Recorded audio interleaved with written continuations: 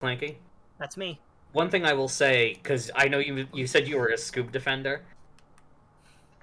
One thing I will say, there's at least one part where I'm partially on your side. I do like the explanation of why there is a brand name of snacks that happens to share a name with the main character of the show.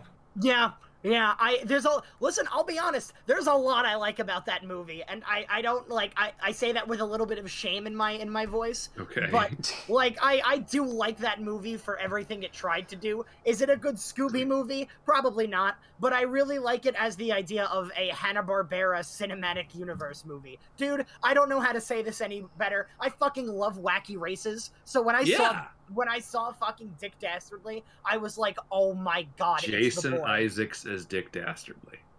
Yeah. There's an episode of South Park I love where they do an Uber parody by having the boy in a wheelchair turn his wheelchair into an Uber service. and Elon Musk. Yeah, no, I know his name is Timmy. I just didn't know how many people knew. Oh, Timmy. I was thinking of the wrong one. And his friend is trying to sabotage the business, so he gets Elon Musk to take him down, and it turns into an episode of Wacky Races. That's so funny. The whole That's town. So funny. Oh yeah, go watch this episode. It's called Handy Car. It's really funny. It fucking ends up like the whole town goes into panic. Holy shit, Wacky Races! Where are we watching? Are we watching at your house? And there's like a news broadcast. It's like, and nobody has yet heard from Dick Dastardly or Muttley. Okay, so welcome everyone to. Oh wait, Jordan, you're hosting. Hello and welcome to the Yearlies. We're talking about 2014. The year will live in infamy or something. I don't fucking know. We're gonna do what we usually do before we actually talk about like throwing video games against each other and actually talk about what we were doing in 2014, as well as I think we've combined that with the honorable mentions, right? Mm-hmm. Yes, sir. So yeah, who wants to start that? I went last time, so can I start this time? Yes. Okay, so what? Actually, you know what? Actually, sorry. No, someone else go. I'm not ready. All right, I'll go. It was my first year in college. I met Jordan. There we go. Hey. Very nice. What grade were we in, Christian? Like I remember, I think this one was 10th going into 11th, I think. Oh, dude. All right. So, next year we'll have to talk. But this year, I think I was still just the same gremlin I always was. You know what I realized? I guess we'll talk about games in a little bit, but I realized that this year there were not a lot of games that came out that I played, and I'm just like trying to think like, why was that the case? And it's because this was when Nintendo was super like knees deep in the fucking Wii U. And when you really think about it, how many Wii U games are there that came out that were good? Mm-hmm. In 2014, a lot. There were a few. And the only ones that are on, like, people's lists and honorable mentions are, like, the only standout ones in my mind. I'm gonna hold it in for a moment. Fair enough. We're kind of we're getting all of them out of the way early. Yeah.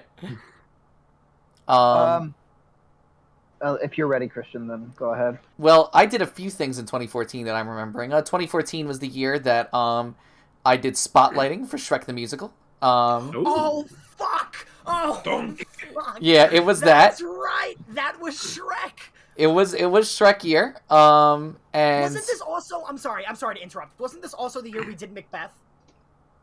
Because wasn't Macbeth in, like, December of that year? You're definitely right. You're definitely right. If we did Macbeth, I just don't have it written down on my list of things that I did in 2014.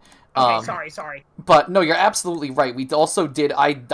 We also, if you may remember, Clanky, we also did Hamlet. Yeah, we did Hamlet. And that was the first productions in 1 year. That was the first time I was ever on stage in front of people, and I remember I did my line. I was like, fuck. Her obsequies have been as far enlarged as we have warranty. Her death was doubtful. Rosencrantz and Guildenstern are... Wait, fuck, what is it again? It's a little bit like that. So I remember it was a very, very pivotal year of my life, actually. This is the year where I think I kind of... Honestly, if this year didn't happen, I'm not sure where my social life would honestly be right now. So, because the whole breaking out of my shell thing was a big theme of 2014. In terms of other things that happened in 2014 game-wise, Kid Icarus Uprising, I played in 2014. I remember I got really excited for Mario Party Island Tour and then didn't buy it. Because I think I had no money. So then I got, like... You made the right move. I think I got Animal Crossing New Leaf instead, honestly. Oh, what an amazing game that got snubbed in 2012. Mm-hmm. 2013. August What, of... was it last year? Oh my I god. believe so. I'm My looking... bad, 2013. Yeah, you're so right. You're so right. Anyway. I'm looking through my list of a lot of the things that happened in 2014, and one of the big things the only other big thing I can see here is this is the year where I think we really leaned into the Mario Party 6 Let's Play. So there was. Oh my god, you're so right. Cringe, cringe. Don't cringe. It's hilarious. I Yeah, love actually, it. 2014. It's cringe. 2014 was a huge year for Gamers of Dawn. Actually, now that I'm realizing, that was the year we implemented the schedule. That was 2014 was the year of Gamers of Dawn. I'm not going to go into my honorable mentions because it seems like we're saving that for a separate rotation. But Oh, okay. yeah, well, because nobody else has listed their honorable mentions yet, Yeah. right? Okay. Okay. All right. So Graham or Taylor, whichever one of you wants to take it off now. I spent the first half of 2014 playing RuneScape again because my second semester at my first year of college, I got a new roommate, and he's like, "Man, RuneScape's pretty cool." I'm like, "Ah, fuck, I'll play too," and I played it, and it's pretty fun. I want to play more RuneScape sometime. I spent the second half realizing how much I hate living with 5 other people, so I demanded to have my own room. Worked out pretty poorly because I still had sweet mates who blasted a lot of music, and also I played Pikmin 2 in 2014 and broke down crying. I distinctly have that memory That's an unfortunate memory. because the last level of Pikmin 2 can go fuck itself, and I don't care what Christian has to say. Yeah, I'm sorry to hear that happened to you. Sorry to hear. Yeah. Not a whole lot other events, just community college stuff. And Graham. 2014, which is sophomore year. This was my first year at my new high school. Also, my first time ever doing any theater work. And I distinctly remember walking out on stage for the first time, and for the first and probably only time in my life, knowing true inner peace. Oh. Wow. Why are you laughing at it? It's I'm not it's laughing, I'm sweet. just shocked. Oh no, I'm talking It at the was such person a- who's laughing. Can I just say it's because it was the reason I'm laughing is because I had a handful of ideas about what he was about to say, and in none of them was that the phrase he was going to utter. Some of them would have been That true hard. fear. Would have been that was my experience first time on stage, was just fear. But continue. No, Graham. it's I think that was the year that like led me to realize like, hey, I want to be, if not really a performer per se, I want to be an entertainer. I want to like at least be a part of that, like being like in front of people, like either obviously like in person or like whatever. Like it was a moment that made me realize, hey, theater isn't just a way for me to get out of gym class. This is like something that's actually like really fun and cool. This is going to become an ass cat story one day. Yeah. Yes, and it's not going to have a very good scene to it. Whoops. I have no memory of this. Let's 2014 do the same. Oh, Jordan, yes.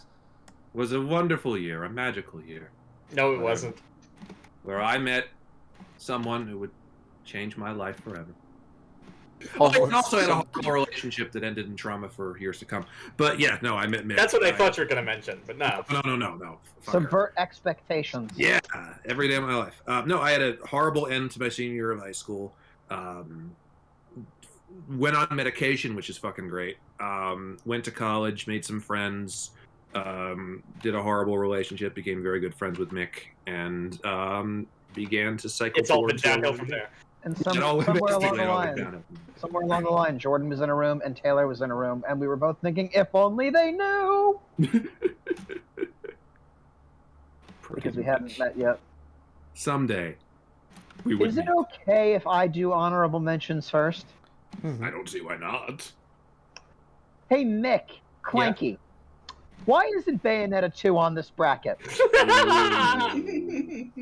Because I don't give a shit about Bayonetta. You want the honest answer? There's the honest answer. You We're went just right off the I bat. aggressively don't care about Bayonetta. But listen to me very carefully. You don't care so much that you put a game called Sportsfriends on here over it?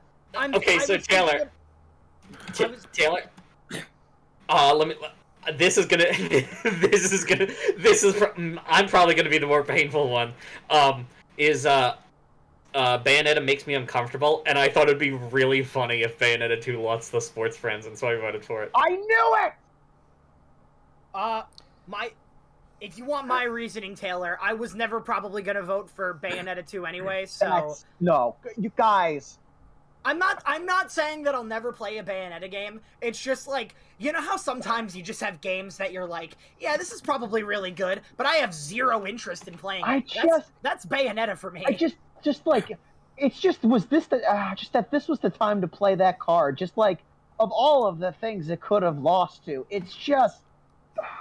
Listen, if you wanted it on the list so bad, why didn't you put it in like your top 3? The truth is, I actually do prefer Bayonetta 2 to Shovel Knight by a small degree, but I don't remember it all that well because it's been so long. So I felt like I wasn't going to be able to say much other than it's really, really good action combat, and there's a kid with a Millennium Puzzle, and that's enough.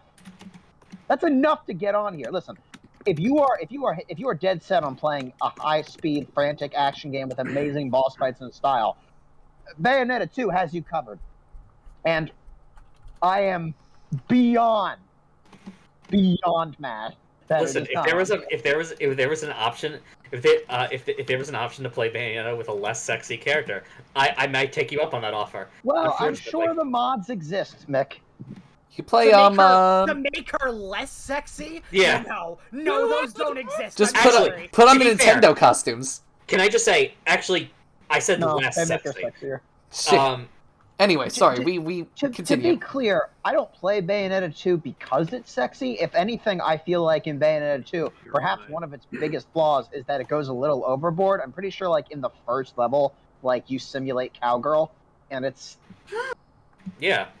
And that's why I don't want to talk about it. But, okay. The raw combat is so good that it's just not even funny. So? So why is sports... Alright, look. Taylor. I have... Like I said, the second reason I had was Sportsfriends is funny. No, but I need you to be a little more objective than that.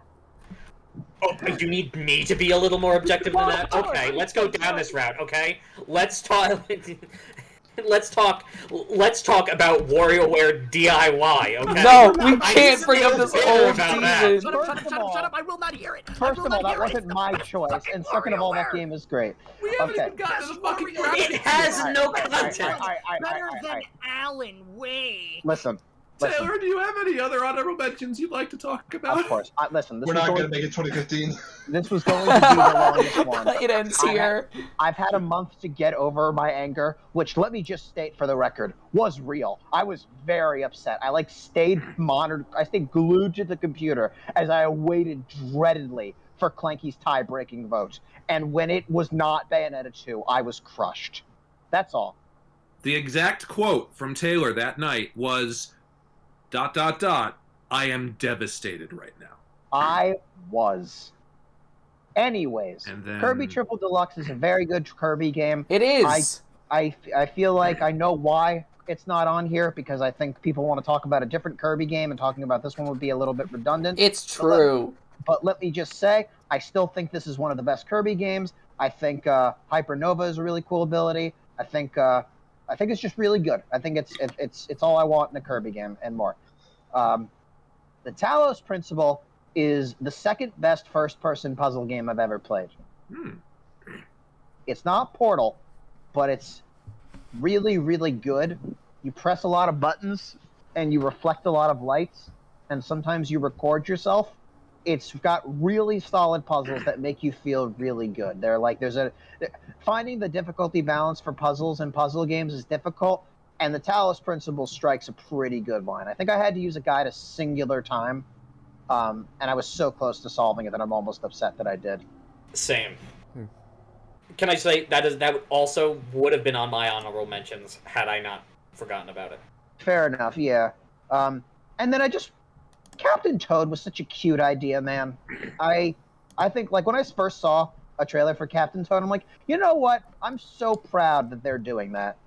And then I played it, and it's pretty good. It's like, it's no masterpiece, but like, it is a very cute collection of levels. They're very addictive to play. They constantly, like, you know, help you, like, let you feel like you're accomplishing things. It's just really good, and I think it's like it's the first Toad game. So Captain Toad is one of those games that I've always wanted to get into, but just like never had the drive to like purchase it. But I'm like certain that if I played Captain Toad, I'd love it. I'm certain if you played Bayonetta 2, you'd love it, but that's neither here nor there. I'd probably still like Captain Toad more. You know what? Fair enough. Clanky, what the fuck is Dreaming Mary? You're not gonna like this, Taylor. It's a horror game. Okay. So if you guys are familiar with like Ebe and Aoi, it's a game. It's a game in that game. I played it for the first time in 2016 or probably 2017.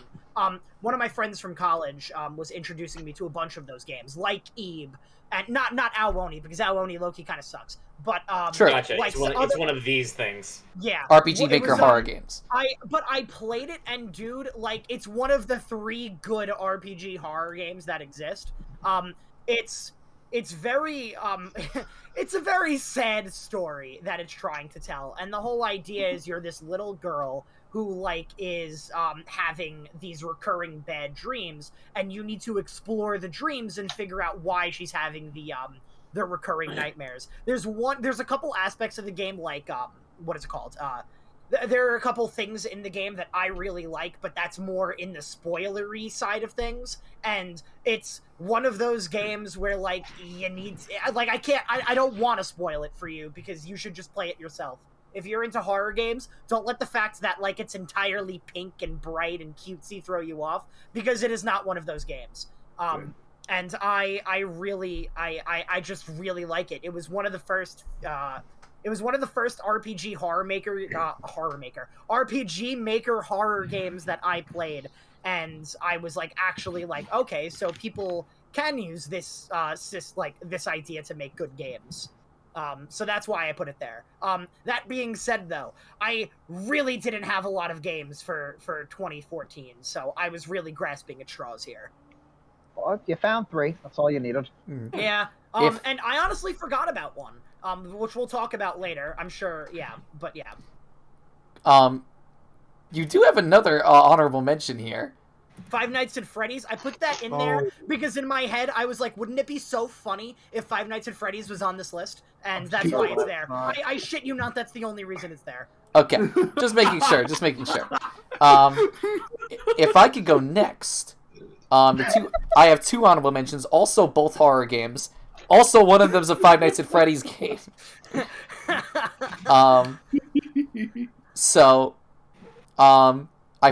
I did put PT in my honorable mentions. I don't believe it got in. Which one? PT. Yeah. If PT was released, it would have probably been one of the best horror games ever made. Yeah, like, I think, like, ultimately, there's not a lot you can say about a 30-minute demo, but I know how impactful it is, that I do understand why we had to make a mention of it. PT straight up inspired me in, like, so many ways and so many different forms of, like, horror that it has in it. It's sort of like, it is a huge horror inspiration. And then I put Five Nights at Freddy's 2 on here, unironically, because I think it's a good game, and I think it's the best Five Nights at Freddy's game. I mean, you're probably right. Honestly, the reason why I didn't choose any of the other sequels is because I forgot that those games released on, like, a monthly basis. Yeah, they're like Five Nights at Freddy's and Five Nights at Freddy's 2 were the same fucking year, which is insane. They were, like, within, like, 3 months of each other. It was fucking crazy. I have a few other things that are not listed here. Well, actually, only one other thing that's not listed here. Well, 2 other things. One, I did not list Kirby Triple Deluxe for the exact reason that Taylor brought up earlier. I fucking love Kirby Triple Deluxe. It's a fucking masterpiece. But there's a game that I think is even better that I want to talk about later. Did you know that VR Chat came out this year? Yes. No. VR Chat came out in 2014. Some would not consider that a game, but I wanted to give it a mention anyway because VR Chat. Consider it a game. Some would consider it not a game, and I wanted to give it a mention because I spent like fucking 80 something hours in it now, and you know I've had a lot of fun, even despite the fact that the game literally makes me want to throw up. Like the fact that I keep coming back to it, even though I want to vomit every time I'm done, is a testament to either me or the game. So, and that's all the honorable mentions I have. Christian, I'm gonna say, take it as a win for you. Yeah, I did it. I suffered actual physical pain to play a video game. So my honorable mentions, Middle Earth, Shadow of Mordor. I thought I put this in my main entries. I forgot I put in honorable mentions because I was kind of getting prepared to talk about Middle Earth, Shadow of Mordor, but who cares? I would have loved to hear you talking about it over Infamous Second Son, but oh well. So PT, like, I do just want to talk about PT just a little bit because PT was the kind of like, maybe not like the game itself, but the cancellation of the game is what kind of made me like, sort of like take more notice of horror games and like get like into like more, eventually like work up the courage to only like on stream with my friends watching play horror games. Because I just remember like the sheer disappointment that people had from going from this amazing trailer to nope, you're not even going to be able to play this game anymore because we're going to take it off. That you're probably never going to get another Silent Hill game ever. And I also do want to give a quick shout out to in the beginning. Like I did like some more research of PT because I want to like know more about it. I think it's like a note or recording something that has a phrase in it.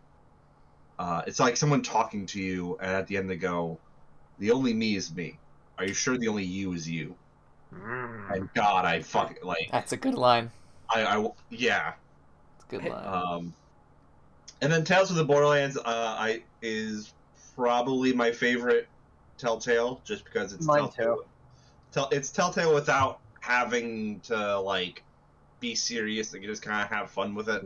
Yeah, I feel like it doesn't like hide behind its choice. It's very like much one guided narrative, but like I feel like the guided narrative it tells is like the most fun. It has the most likable cast of characters, and also fucking too busy earning. You can't get enough fun. Yeah.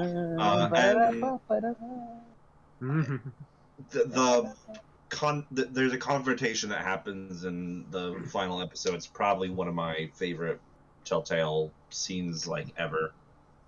So I'm gonna mention one of my. It's my favorite. It is my favorite Telltale game. Is in my honorable mentions because it's based on a property I actually have a lot of fondness for, and you get to go to Long Island in it. Yes. You get to fight a witch in Hicksville. Wait, that's in Hicksville?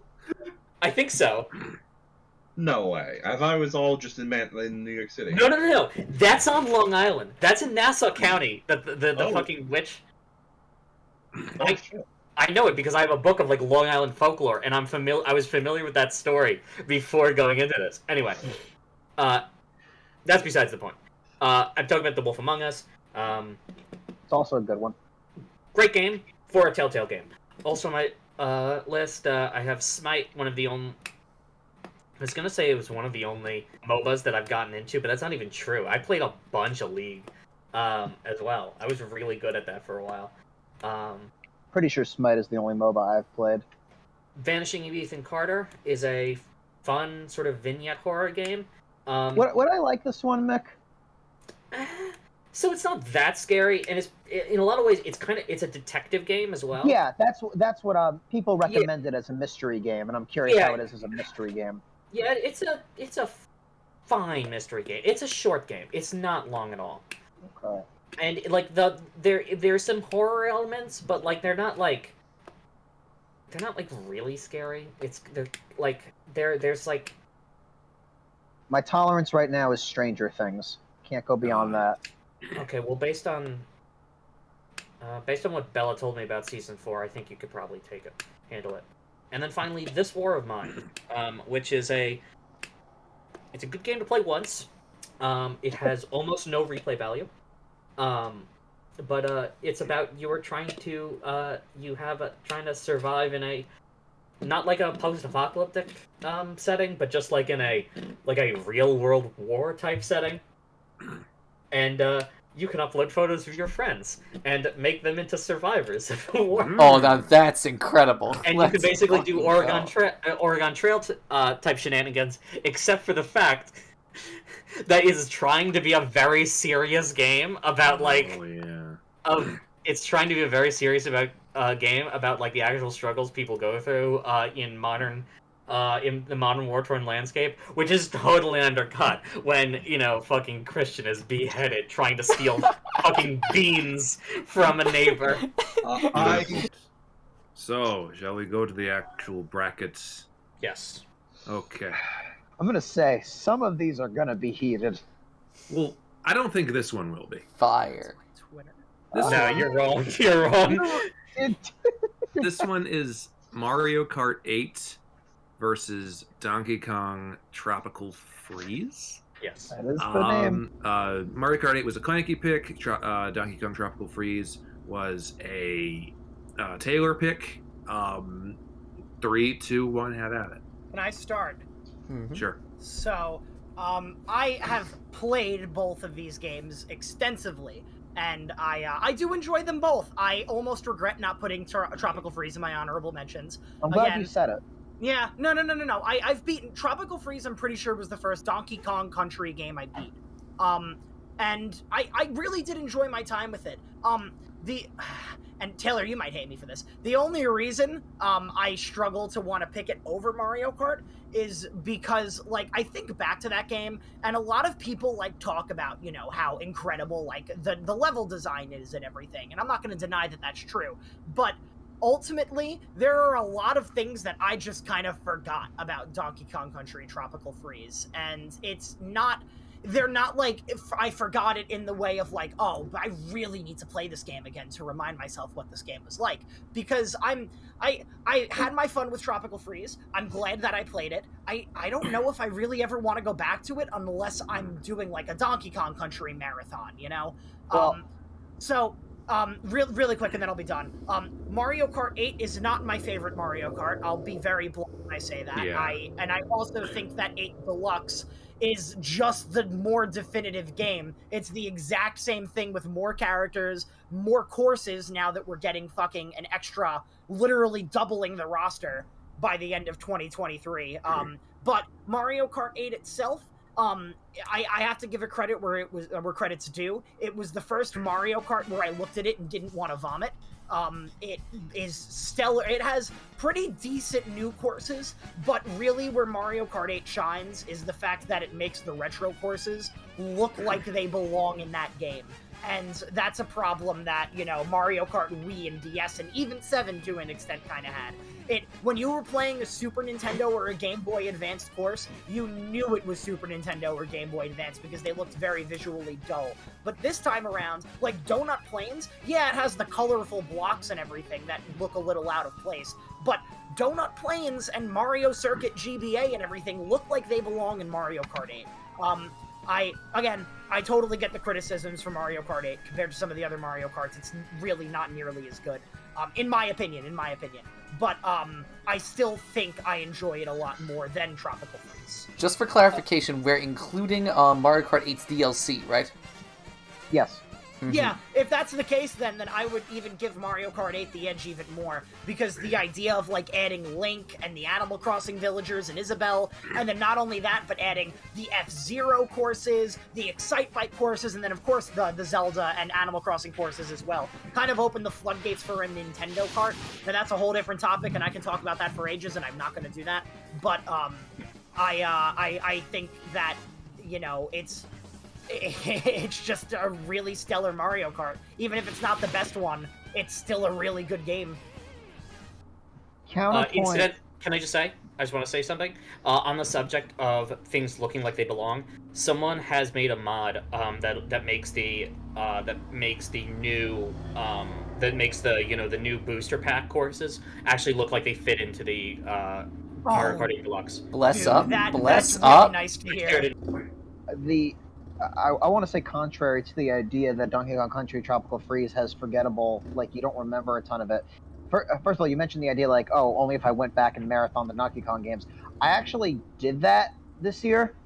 I wanted to just replay all the Donkey Kong Country games. Fucking phenomenal experience because I think Donkey Kong Country is, if you're not counting Super Meat Boy or Celeste, is the best 2D side scrollers out there. I think they trounce Mario in just every way. And the thing is, I didn't remember Tropical Freeze all that much either. But the thing is, I'm able to enjoy the game all over again because I forget the level design, and that doesn't mean the level design is bad. I've heard a lot of people talk about games like this, like, oh, Super Mario Galaxy 2 is forgettable, Donkey Kong Country Tropical Freeze is forgettable. If you're being forgettable in the right way is a good thing because you get the opportunity to re-experience the levels fresh again, and that's exactly what I did. I was like, oh, dude, there's the popsicle level where the fucking fruit like stays on the stick, so it looks like you've eaten the popsicle. That's awesome. And the final bonus levels, the challenge of Donkey Kong.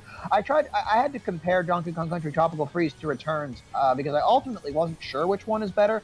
And I do think that like doing everything within Tropical Freeze is still a little bit more fun than Returns because when you play Returns, it's got a couple more worlds, but I don't think collecting the puzzle pieces is nearly as fun as Tropical Freeze.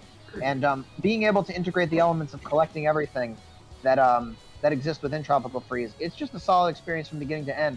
On top of that, I fucking love the companion characters. I love playing as Dixie. I love Pogo jumping as Cranky. I mean, okay, let's be real. You will just play as Dixie the whole time. Can I just jump in really quick and say that I didn't mention that? I fucking love the the extra characters and everything. Yeah. But you do bring up a good point. The optimal pick is always Dixie, so you're never Diddy is shafted because Diddy is just a worse Dixie. No, I agree with that. But and Cranky's unique. He lets you play the game like DuckTales NES, which is pretty cool. Yeah. But I would purposefully choose Cranky that just because I liked that mechanic and everything. But sorry, I wanted to give the game some credit because the animal partners and everything are like your buddies and everything are really cool. I mean, look, you got me in a box because like the first thing you said is like, oh, everyone talks about the level design. Like, yeah, of course I'm going to talk about the level design because like that's the thing that makes this game so good. Is I just think when it comes to fantastic level design and challenge and just like the way it looks, it's just all so beautiful. And to be fair, both of these games have really good level design. Mario Kart 8 has great tracks. I love Shy Guy Falls. Twisted Mansion is pretty good. And yeah, to your credit, the remastered tracks are good too. I don't entirely agree that it doesn't feel like Super NES still. I still kind of feel that way, but it's good.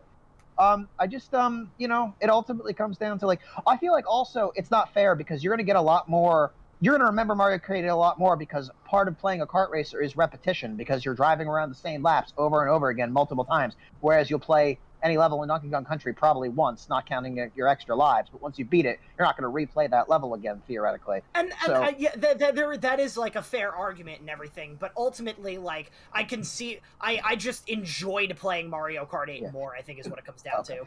Does anyone else want to say anything? Clanky and I have there's like two or three people sorry. I mean, I will say something because I mean, like Taylor, you mentioned the thing about like everyone always talks about the level design of Donkey Kong Country Tropical Freeze, but the thing is, it's like. Like you said, outside the level design, there's not really much to say. It's like, oh wow, I can see fur on a mammal. Like the level design is what you're there for. But that's all you need. That's what I'm saying. I'm agreeing with you. Yeah. Taylor, I just want to clarify. I'm on your side. Unless Clanky can sway me, I'm voting for Donkey Kong Tropical Freeze. I know you hate Mario Kart 8. Yeah. Well, no. Can I hear why you hate Mario Kart 8? No, that's not true. Nick hates any Mario Kart that's not Double Dash. And I should clarify, it's not actually a legitimate hatred. It is just I can't play them. There's something about my brain that just can't process non-Double Dash related Mario Kart racers. Like, they just feel wrong to me. I agree with you that Double Dash is the best Mario Kart. Like, I'm not gonna argue that, because I agree. And I also think that there are other Mario Karts that are better than 8. But at the end of the day, the gameplay loop for Mario Kart is something that is so ingrained in my psyche that, like, I can't just, I will probably love it even if they release a bad Mario Kart. Mm-hmm. Like 64.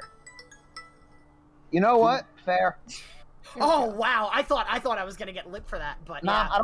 I don't love 64 that much. I don't either. I like Rainbow Road on 64, but that's besides the point. Donkey Kong. Rainbow Road is one of the worst courses in that game. I'm sorry. All right. Final thoughts from everyone involved. Graham, you haven't said much, so I want to leave the door open for you. You haven't said anything. I've played Mario Kart 8. I have nothing to add. Oh, You have okay. not played Mario Kart 8? I have played Mario Kart 8. Yeah. Okay. Play Donkey Kong Country Tropical Freeze, Well, now I'm not gonna. please. Woof. It's voting time. It'll go Graham, Taylor, Christian, Mick, Clanky. So I'm last, you said? yeah, so at least in this iteration of it. Got it. So Graham goes first. Mario Kart. Okay, Taylor. Tropical Freeze. Okay, Christian. It was a tough... No, it wasn't a tough choice. It was actually a very clear choice for me, but it was one that I am not very happy to make. Because no matter what anyone said or anyone did, I was going to vote for Mario Kart. Mick. Donkey Kong Tropical Freeze. And Clanky. Yeah, it's gonna be Mario Kart. Off to a great 3-2. Listen, if it, I don't like. It's probably gonna end up getting my vote in the losers bracket. Listen. To be fair. Dude, like, all my favorite 2D platformers get shafted in the Yearlies. Super Meat Boy got shafted. Which is Rayman Legends unfortunate. got shafted. Tropical Freeze got shafted. Tropical Freeze. Hang on, can I just say, Taylor, I love the way you said Tropical Freeze. Good. Tropical Like Freeze. frontiers. You can't forget your frontiers, because then your back ears will get jealous. I Rest in will peace, Sonic fucking... fans. So we're moving on to the next bracket now, and it's between Lethal League, which is a Mick pick, versus Dragon Age Inquisition, which is a Graham pick. You have 8 minutes. 3, 2, 1, go. Okay. Who here likes Pong? I already know about Lethal League, so you're at an advantage. Yeah. So, I want you to imagine Pong, except all the character options you have are weird gremlin characters, okay? And every single time you hit the ball, it goes faster. It is dodgeball. However, at some point, the ball will be moving so fast that you can't even think when you play it, and you just have to do Hail Mary hits. They use baseball bats, right? No, so one character uses a baseball bat. Another character, my main, incidentally, is Candyman. Okay, and he wields a cane. All right, Yeah. There's a crocodile man who bites the ball. No, he hits it with his tail. No, the biting is the bunting. There's a character who uses a skateboard. There's a robot. You're pandering to Christian. Yes, I am. This is how you win votes. You pander. Noise, Christian. Yeah. It's a lot of fun. Good. It has no story mode to speak of. Actually, that's not true. There is, but it's like your ordinary fighting game kind of An thing arcade where mode. but it is such a fun game to play with other people. I have played the game with someone I hated, and I had a good time. Dragon Age time? Yeah. Yeah. How old's the dragon? Pretty old. That's the Inquisition right there. He inquired. Dragon Age Inquisition is probably one of my favorite, like, big scale Western RPGs. Dragon Age Origins, I very much enjoy, even though I never able to finish because it always at some point my computer always craps out before I can finish it, and I have to get a new computer, and there's no cloud save, so I have to start from the beginning. There's no cloud save for Dragon Age Inquisition? Not for. I'm sorry. I'm talking about Origins. Like I'm just doing a brief like rundown of the Dragon Age series. Brief history. Dragon Can Age. you not? Can we just skip to the game that matters? No, Yeah. because this game matters too. All That's games debatable. No, like Dragon Age Inquisition. I love every single companion that is in that game. Like I don't like. Normally in most BioWare games, there are like at least one character that I'm like, okay, I'm never gonna use you. I'm never gonna like even like touch your side quests. But I think I've done all of the side quests Dragon Age Inquisition. The combat is like a perfect mix for me of like action combat for like lower like ranked enemies, but when you get into boss fights, like you have to use like the real time with pause, especially with the dragon fights. Fuck it, I love the dragon fights. They're probably some of my favorite things in the whole game. Yeah, and then another little favorite thing about it is there's so many instances where rather than giving a like lore, rather than giving like direct lore behind an area, you'll get like a fable or of something that was made up for the game. Which is Sorry, word association. Yeah, that's Dragon Age Inquisition. I don't suppose Taylor or Clanky have anything to add to these? I do have something to add, actually, Oh. if I may. I do too, but you go first. Yes, that's the order. So, I've only ever heard of these games in proxy. Dragon Age Inquisition, I only know exists because didn't it win Game of the Year in 2014? It did. Yes. Yes. Yeah, that's the only reason I know Dragon Age exists, is because it won Game of the Year. And Lethal League, the only reason I know Lethal League exists is because back in the day, Jerma uploaded Yes. a video to his main channel where him and Star were playing Lethal League, and at the end of it, they bet each other if Jerma won, Star would have to make him dinner, and if Star won, Jerma would have to write him a song. Yes! And I still think, to this day, of the end of that video where he goes, Jerma loses, and he goes, "You get your fucking song!" Star laughs, and then it just hard cuts to, like, the end slate, and it's Jerma just going, "He shines in the sky." And I think that Lethal League has always given me that positive, like, what is the word I'm looking for? Positive association. Because even though I've never played Lethal League, I always think of that video when it comes up. I should say, I found out about Lethal League through that video, and and after that, me and Kyle both bought it, and we're like, yeah, we're playing this shit. This is fun. It seems like a game that's a lot of fun to play, and I've always wanted to give it a try. Yeah, that's the German stamp of approval. That's always a good thing. So true. Anyway, I'm done, Taylor. Go ahead. So I have a story for each of these. Dragon Age Inquisition, I actually own, but by complete accident. I went to GameStop. I bought Super Smash Brothers for Wii U, and when I opened the bag when I got home, I found a brand new sealed copy of Dragon Age Inquisition. Oh my god! It's gift wrapped and everything. Dude, they added Dragon Age to Smash Bros. It's Bowser. They redesigned him. I thought about returning it, but I didn't want to walk all the way back to the store, so it's just brand new, sealed on my shelf. I thought that because I owned it, I would want to play it. The thing is, every time I look at Dragon Age footage, I immediately get bored. Yeah. There's something about the combat that, like, I don't like the look of. It looks weird to me. It looks like real-time strategy mixed with action. Maybe I'm making that up. It just always looked wrong to me. And then I hear that it's like real time with pause. Yeah, that's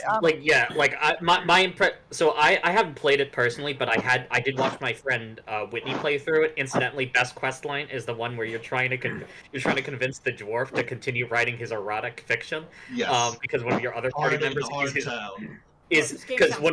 because one of your other companions is the only person who likes reading it. Yeah. So that sounds great, honestly. Yeah, I'm sure there's a lot of charm to it. I just feel like when I was looking for what's a high fantasy open world I'm going to play, I'm like, I'll probably play The Witcher before I play this. And spoiler alert, I did. it's technically open world. There are like zones you go to. So Yeah, I should say also. While it has some, well, from what I've seen, it has some charming moments. The combat doesn't actually look all that I appealing think that to me I think personally. that actually might be the thing that turns me off the most. It might not be the world. It really may be that combat, and it's a little bit of a shame because my friend Grace is obsessed with Dragon Age, and I don't know. All the older games just look too primitive. Like it's like, oh, how do I start this franchise if I can't even get attached from the very beginning? I don't know. Lethal League is interesting because I also discovered that by complete accident, kind of. So back in the day when Screw Attack existed, they hosted a game convention called the Screw Attack Gaming Convention (SGC), and Didn't go overboard with that name, did they? No. And every year they did something called the Iron Man of Gaming Tournament, and it was like a competition of like a triathlon of sorts of like a bunch of different games, and whoever Like got an the Iron highest Man score competition. wins. Yes, of course. And the last game would always be a brand new game that nobody has ever played, and they get really big stuff. Like one year they got Sonic the Hedgehog 4 Episode 1 back when nobody knew how bad that Yeah. was. Oh no. Yeah. But like everyone was hyped because no one had played that. Another year they got the new Mortal Kombat game, Oh, that's hype. That's hype. and like those are huge deals. So I finally make it to SGC. I'm like, all right, dude, what fucking game are they gonna release here? And then Stuttering Craig goes, you guys ever heard of Lethal League? Mhm. And I watched it. And I'm like, well, looks kind of fun. You know, it's not exactly what I thought I would see here, but Well, you know, Yeah, okay. like your hype levels have to be astronomical when like they And I don't showed think- Sonic and Mortal Kombat before. I don't think anyone knew. I don't think anyone had even heard of the game yet. I don't even think it had been announced yet. You know, the fact that that Mick, we're talking about it now means its reputation. You know, there was something there. Listen, it's me talking about it. That says nothing about its reputation. Let's see what happens when we vote. Yeah, fair enough. Voting. It's voting time. Yes. We start with Graham. Dragon Age Inquisition. Yes, figured. Taylor. I'm gonna pay Mick back for helping me with Donkey Kong Country Tropical Freeze. I'm gonna vote for Lethal League. Okay. Going on to Christian. Now, I was actually really split between these two games. I was originally going to vote for Dragon Age Inquisition, but then somewhere along this discussion, someone just said that Dragon Age's combat was boring for like the 6th time, and I was like, you know what? I gotta go with Lethal League. All right. 2-1. I'm not gonna tell you not. I'm not gonna try and convince you otherwise. But I love it. I don't feel like I deserve. I deserve this win. I'm voting for Lethal League. Yes, and Clanky for posterity. I am also gonna be voting for Lethal League. Oh, okay. It doesn't matter. 41. Holy Yeah. shit. Okay. I did not expect this. Okay. I kind of did. Wow. I kind of did too. Yeah, I kind of expected it as well, if I'm being It honest. was just, listen. I was expecting a similar turnout to what happened with Mass Effect, and that's kind of what I got. People hate BioWare games in this server except me. Yeah, Graham's the only BioWare defender. I'm sorry, Graham. I'm sorry, Graham. What games did they make? Mass Effect. Knights of the Old Republic, Mass Effect, They did KOTOR? Oh, Yeah. dude. Baldur's Gate. BioWare's And now actually they're- now that goated. we're making KOTOR, where they purposely hired people who hate the original KOTOR to remake it. I don't understand their business strategy. I don't either. Strange. We move on to the next bracket, Oh God. which is, oh my. It is South Park: The Stick of Truth, which is a Taylor pick, versus Sportsfriends, which is a Christian pick. 8 minutes. 3, 2, 1, go. All right. I immediately know that there is going to be some South Park bias here. Mhm. Yeah. I need you guys to put that away because even without South Park, this game is fantastic because this game is a Mario and Luigi game. That's its true identity. The combat plays so similarly to Mario and Luigi. In some elements, it's better. It's got an incredible game structure between its side quests, its gameplay. Its narrative is really good if you like South Park. It genuinely feels like you are playing an episode of the show, and more so than in any other like TV to game adaptation because the animation is the exact same, and it's incredible to look at. They pay so many homages to games. Al Gore is a boss fight. Yes. That's amazing. Like I he has an I do like the idea of fighting Al Gore. one of his attacks Well. is just a presentation of global warming. You fucking can get a Facebook and friend everyone on it. Does he talk about? Sorry, go. Just go. No, ask. I'll answer. I was gonna say, is the man going back to the Yes. Al Gore thing? Is the man bear pig also involved? Oh yes, Clanky. Oh, let's go. Oh, it's a whole chain of side quests. He eventually starts stalking you. It's great. That's amazing. It's so good. You collect chim Pokemon. You fucking use your farts to blow open barriers. You go to Canada, and Canada is a Zelda game. There is so much charm packed into this game. It is so funny and good and just fun to play. It's actively so fun to play. It does not feel licensed at all because I love the Stick of Truth. Yeah. And if it loses to Sportsfriends, I'm going to be crushed all over again. Well, I'd like to take a moment to talk about Sportsfriends, actually, because I want to defend this game. Sportsfriends, for those of you who aren't aware, is a minigame collection of 3 minigames, which is good because minigame collections, like smaller amounts of minigames, are usually, of higher quality for each game. I'll go through them from worst to best. You have Johann Sebastian Joust, which is a fun game where everyone holds a controller in their hands in real life, and you can't move your hand. You have to, move your hand as little as possible, and your goal is just to, ease up on people and just start beating the fucking shit out of each other until they move the controller. So you just, punch someone in the kneecaps so that they drop their controller or something, or you start slapping them in the face, and it's great. I love it so much. There is the jousting game, which I do not have a name for, actually, so I'm just gonna call it the jousting game. Oh, it's Pole Riders. Okay, Pole Riders. So it's a pole vaulting game with pole vaulting physics where you have to, guide this, ball across a zip line to another goal, and it's one of the definitions of one of those games where you just play the entire thing gritting your teeth, just because you're, so close to getting the physics to work just right, and it's a 1v1 game, so it's, the pressure is on. But what really makes Sportsfriends fun is Bari Ball, which is, it's like if Smash Brothers was a ball-based sport game, where you have 2 teams of 2 going against each other, trying to dunk the ball into their own team-colored pool, and it's just as chaotic as a Smash Brothers game. It's not as fun, clearly, because Smash Brothers is the fucking best, but it's very. Remember that. I'm going to contradict you later. It's very. Sportsfriends with Bari Ball might be... If Bari Ball was released as its own game for, $5, I think it would be one of the best multiplayer experiences you could find on Steam, honestly. It's up there with... I would be willing to say it's probably as good as Lethal League, maybe, on its own. But, that's just me saying that. That's all I have to say about Sportsfriends. I think it's a great game. I had a lot of fun with it.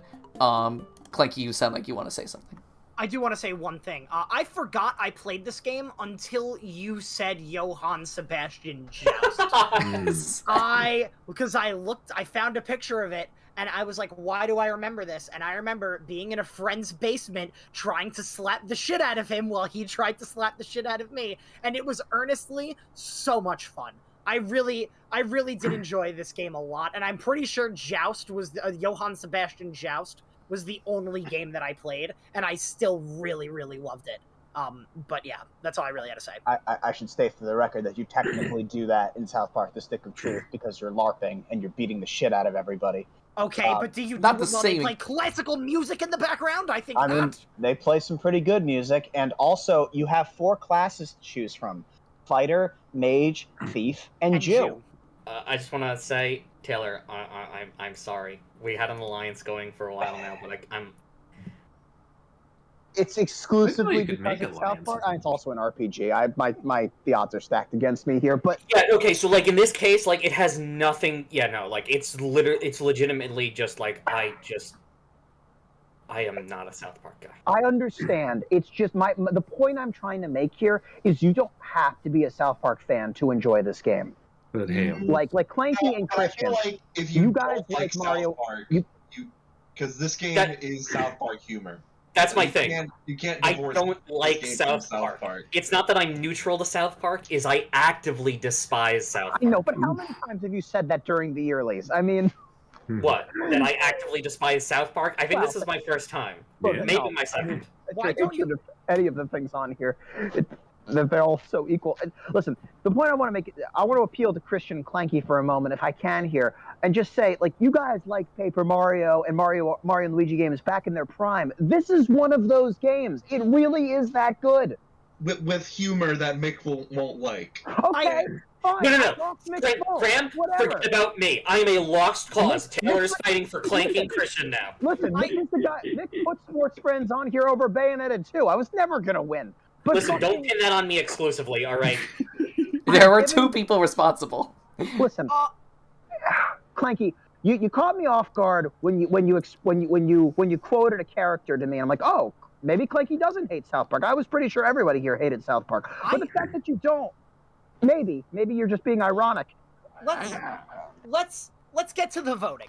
Yeah. Once we get Okay. to that, I'll talk about my Wrap up opinion. this round like 40 seconds early, and let's get to the voting in Yeah, that please, case. because I mean, because the last round was like 20 minutes. Guys, Graham, even if you don't vote for it, please play the Stick of Truth. Graham. This is hard because, like, before today, I've never heard of Sportsfriends. Don't vote for I it just urge you to- fight Stick of Truth. I urge you to No, give no, innovation a I'm- chance. I'm fine. I'm fine with like South Park. South Park's a good true. I think Sportsfriends might just be more like interesting to me. Like I feel like I'm gonna have more fun playing Sportsfriends with friends than I would playing South Park. So I take it you're voting for Sportsfriends. Okay. Yeah. Taylor, I know what you're voting for. Just do it Christian. for me, please. I have a feeling I know what you're voting for. Christian, I hate this. I Rose. know you put it on here, but I still feel like Look, you don't need to say anything. You do not need to say anything. Because I've already made up my mind. I'm not happy that I have to betray my own entry here. I'm not happy about it. And I want you to know, Taylor, I stopped this from happening. I'm voting for South Park. Holy shit. It's not the reason I'm voting for South Park. I'm voting for South Park because I think I will like the game slightly more. But, and it sucks. It really does suck to betray your own entry, especially when you know that if you vote for it, it will win. So, I don't know, Mick and Clanky, maybe take the burden off me. Mick. Oh, do I have to say anything? Listen, Taylor, I'm sorry, but there was no way you were ever going to convince me on this. I got it, Nick. The knife is And- already in there. Yeah. Clanky. So, My friend. My buddy. Let me talk. So when I used to work at Rite Aid, there was a GameStop next door, and usually during my break, I would always walk in and like peruse the games and everything. And every single day I walked in there, I always saw this collector's edition of South Park: Stick of Truth with like an Eric Cartman like statue of him as the wizard, and it was like $20. And I always wanted to get it, and I never did, but I ended up buying the game anyway, and I've always really, really wanted to play it, because I've always heard that it's basically just an adult Paper Mario. Absolutely. And that I because of that, I'm giving it to South Park, because Wow. I genuinely love Paper Mario, and I also, I haven't really liked the newer seasons, if I'm being honest, but I do like South Park as a show quite a bit, so I feel I like know the I'll Stick of enjoy the Truth- humor. The Stick of Truth, I feel like, caters to the whole series, whereas I feel like the Fractured Butthole, its sequel, Yes. kind of caters more to the newer seasons. That's If it fair. was Fractured Butthole, I would have voted for Sports No, Friends. I think Stick of Truth is a little bit better. Not that Fractured Butthole is bad; it's actually quite good. Taylor, it's Aren't you pronounced the supposed to fractured say- hole. I was gonna say, aren't you supposed to say fractured but whole? Yeah. Fractured Butthole. I'm just gonna take the win, and we'll move Yes. Exactly. Yeah. on. Thank you, guys. Next, we have oh god, we have Alien Isolation, which is a grand pick, versus another 20-minute conversation about Pokemon with Omega Ruby and Alpha and Sapphire. There isn't This is enough Clanky. to talk about. We've talked about Pokemon enough. Let's just not have another I long. don't Please, think so. I'm with Graham. Oh no. Do I start the Go. timer yet? Pokemon Three. has the same gameplay for the 3, past 2, 30 1, years. go. I don't think it's 30 years old yet. Who It's cares? not. It might as well be. Omega Ruby and Alpha Sapphire were the good Gen 6 games. Yeah, agreed. That's It true. was Pokemon X and Y, but actually fun. Yeah, let me s- just. I'll just get this out of the way so we don't have. So I don't have to go on my Pokemon rant.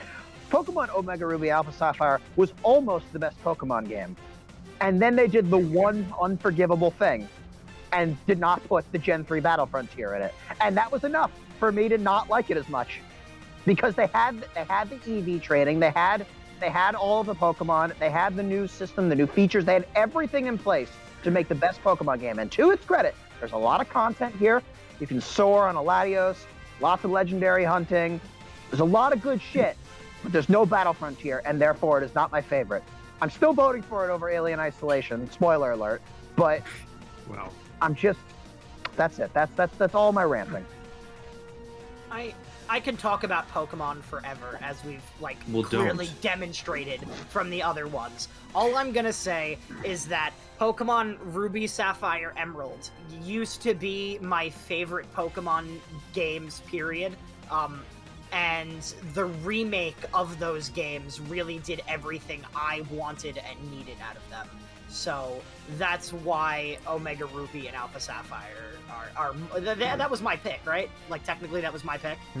Yes. Mhm. So yeah. I but will. I don't know much about Alien Isolation. I will. Can I just add ask, wait, Graham, is this the one where the Xenomorph is essentially playing its own stealth game against you? Yes. Okay, yeah. Yeah, which is It'll, why throw it's shit to make you think it's somewhere else. why it's actually a really hard point for me. I'm actually split between these two. So Okay. discuss. I just want to say for Alien Isolation, part of the reason I put it this year is yes, it's a very good game, but also it's kind of taking consideration for the fact that it's probably the only good Alien content that has been released in 15 years. well, you didn't like Covenant? Ever since Aliens came out. Yeah. I didn't realize this was part of the Alien franchise. Yeah. Yeah, until no, I it looked is. it up. Hence the name.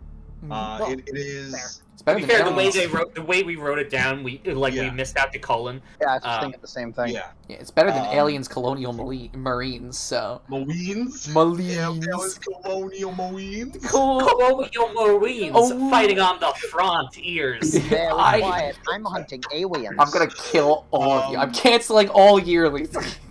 But I'm yeah, canceling Christmas. as you're saying, this game has a very, very in-depth AI for the actual alien. You cannot fight the alien. You can only run and hide from the alien. There are other enemies that exist in the game that you can actually fight because there is gods in combat. But you also have to go in every combat situation knowing that, hey, if I get too loud in this, something's coming after me. It's a story that actually fits in pretty well within the alien lore. It's basically at the end of the first movie, when Ripley is on cryo sleep in a drift in space, her daughter thinks she might have found something that might have happened to her. Goes to space station. Whoops! There's an alien. Full disclosure, I have not played this, but like I said, 2014. What? 2014 was. I plan on playing in October on stream. I'll watch it. 2014 was the year of me being aware of horror games. Wait, Graham, did you rank your 3 in terms of favorites? No. Okay. He ranked his 3 Um, in terms of games he's played. Did or did not. I did play Infamous Second Son. Yeah, that's what I'm saying. I know. Oh, okay, never mind. Graham, it's really interesting. You're gonna sell me on a game I haven't played over a franchise that I've been invested in my entire life. And again, Great. I love Pokemon Omega Ruby, but there comes a certain point where you're kind of splitting hairs with it. and I see where you're coming from, don't get me wrong, but, like, I don't know, it's just Pokemon Omega Ruby and Alpha Sapphire is just, like, the ultimate, in my opinion, like, Hoenn experience. Like, they take kind of some of the more annoying aspects of Hoenn and upgrade them a little bit more so they're, you know, more a lot more doable. Hoenn is the region of Gen 3. Okay. Yeah, Hoenn is where it takes place. So, like, the biggest complaint with Omega Ruby and Alpha Sapphire is the whole too much water thing, right? But It's not a real argument. IGN just memed it. And I agree.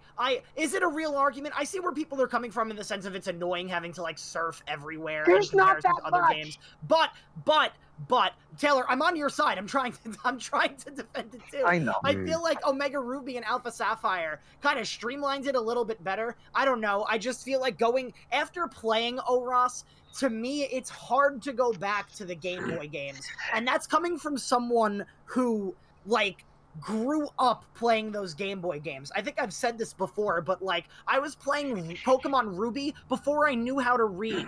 So, like, for me to say that ORAS is, like, the clearly superior game is, like, it's a little tough for me, only because, like, it's literally just it's beating childhood nostalgia because it's that much of an improvement. I really want to say it is better. I really do. Listen, I have to say this. I never gave a shit about the Battle Frontier. That was never an issue for me. So the Battle Frontier or no Battle Frontier, it's still Pokemon Ruby and Sapphire, which is exactly what I wanted. I like the Delta episode. I will say nothing because now all I have left to do is vote. Graham? Yep. Alien Isolation. Okay, I figured. Taylor? I'm gonna go ORAS, despite all my bitching. Mm-hmm. Christian? Alien Isolation. That hurt. We lost. Wow. We lost. Nick? You haven't necessarily lost, because I honestly don't know which to pick, because I haven't played either of these. And, like... Really? Yeah. And Nick likes Gen 3. Yeah, Gen 3 is my favorite gen. Oh. But at the same time, when it was announced, I was like, well, I mean, I already played Gen 3. Why do I want to play Gen 3 again?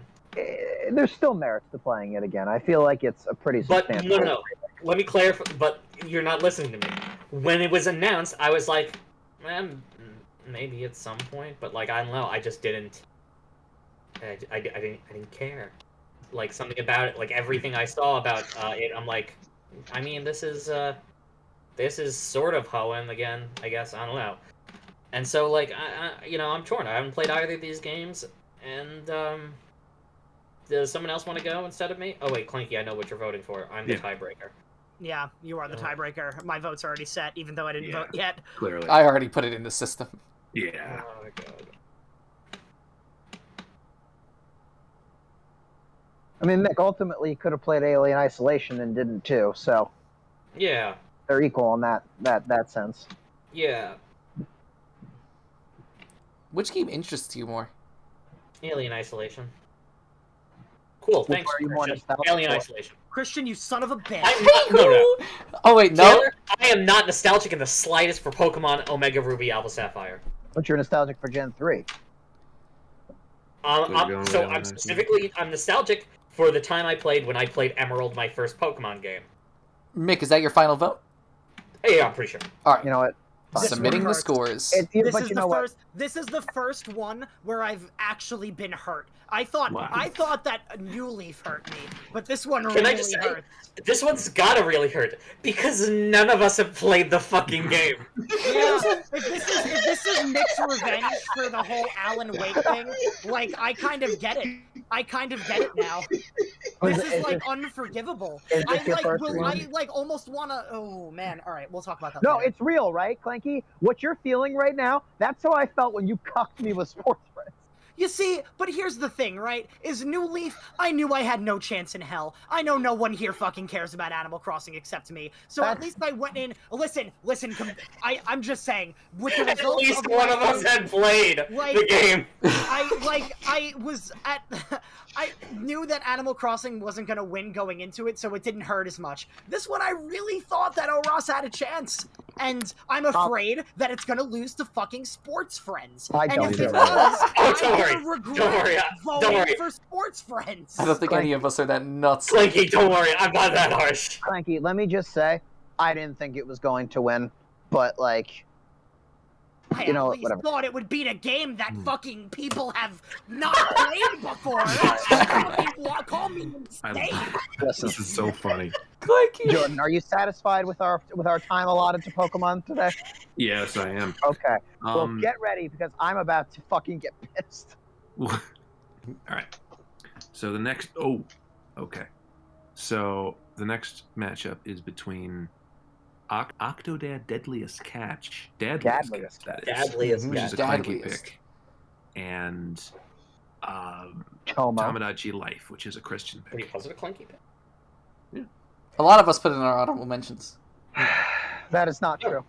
No, Octodad we put in our honorable mentions. Yeah, that's what I was talking Yes, about. that is true. You guys have 8 minutes. 3, 2, 1, go. Can I would start? Yes, you can start, I'm and saying- then I'll go after you. I just want to say one thing really quick.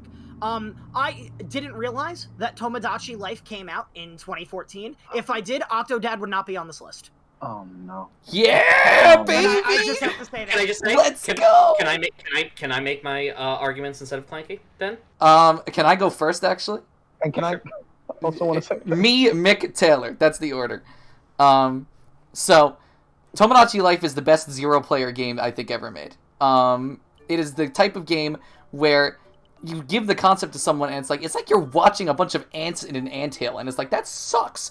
But every single ant is a curated, personalized creature that you are putting into this fucking lab, and you are observing the computers interact with each other in insane ways. There are so many ways you can play Tomodachi Life. You can play Tomodachi Life but by putting in everyone that you know in real life and create the most awkward, strange situations you could possibly imagine. And be like, wow, oh my god, Graham just proposed to Jordan. I can't believe this. And then what happened in the game? You can be like, okay, why don't I just put in a bunch of made-up characters that I want to put into the game, which you can also do, and then have your own story interact with these characters, or you can just download characters from the internet and put in fucking Jotaro Kujo and Sans, and then have them go on a date. And Groose. Exactly.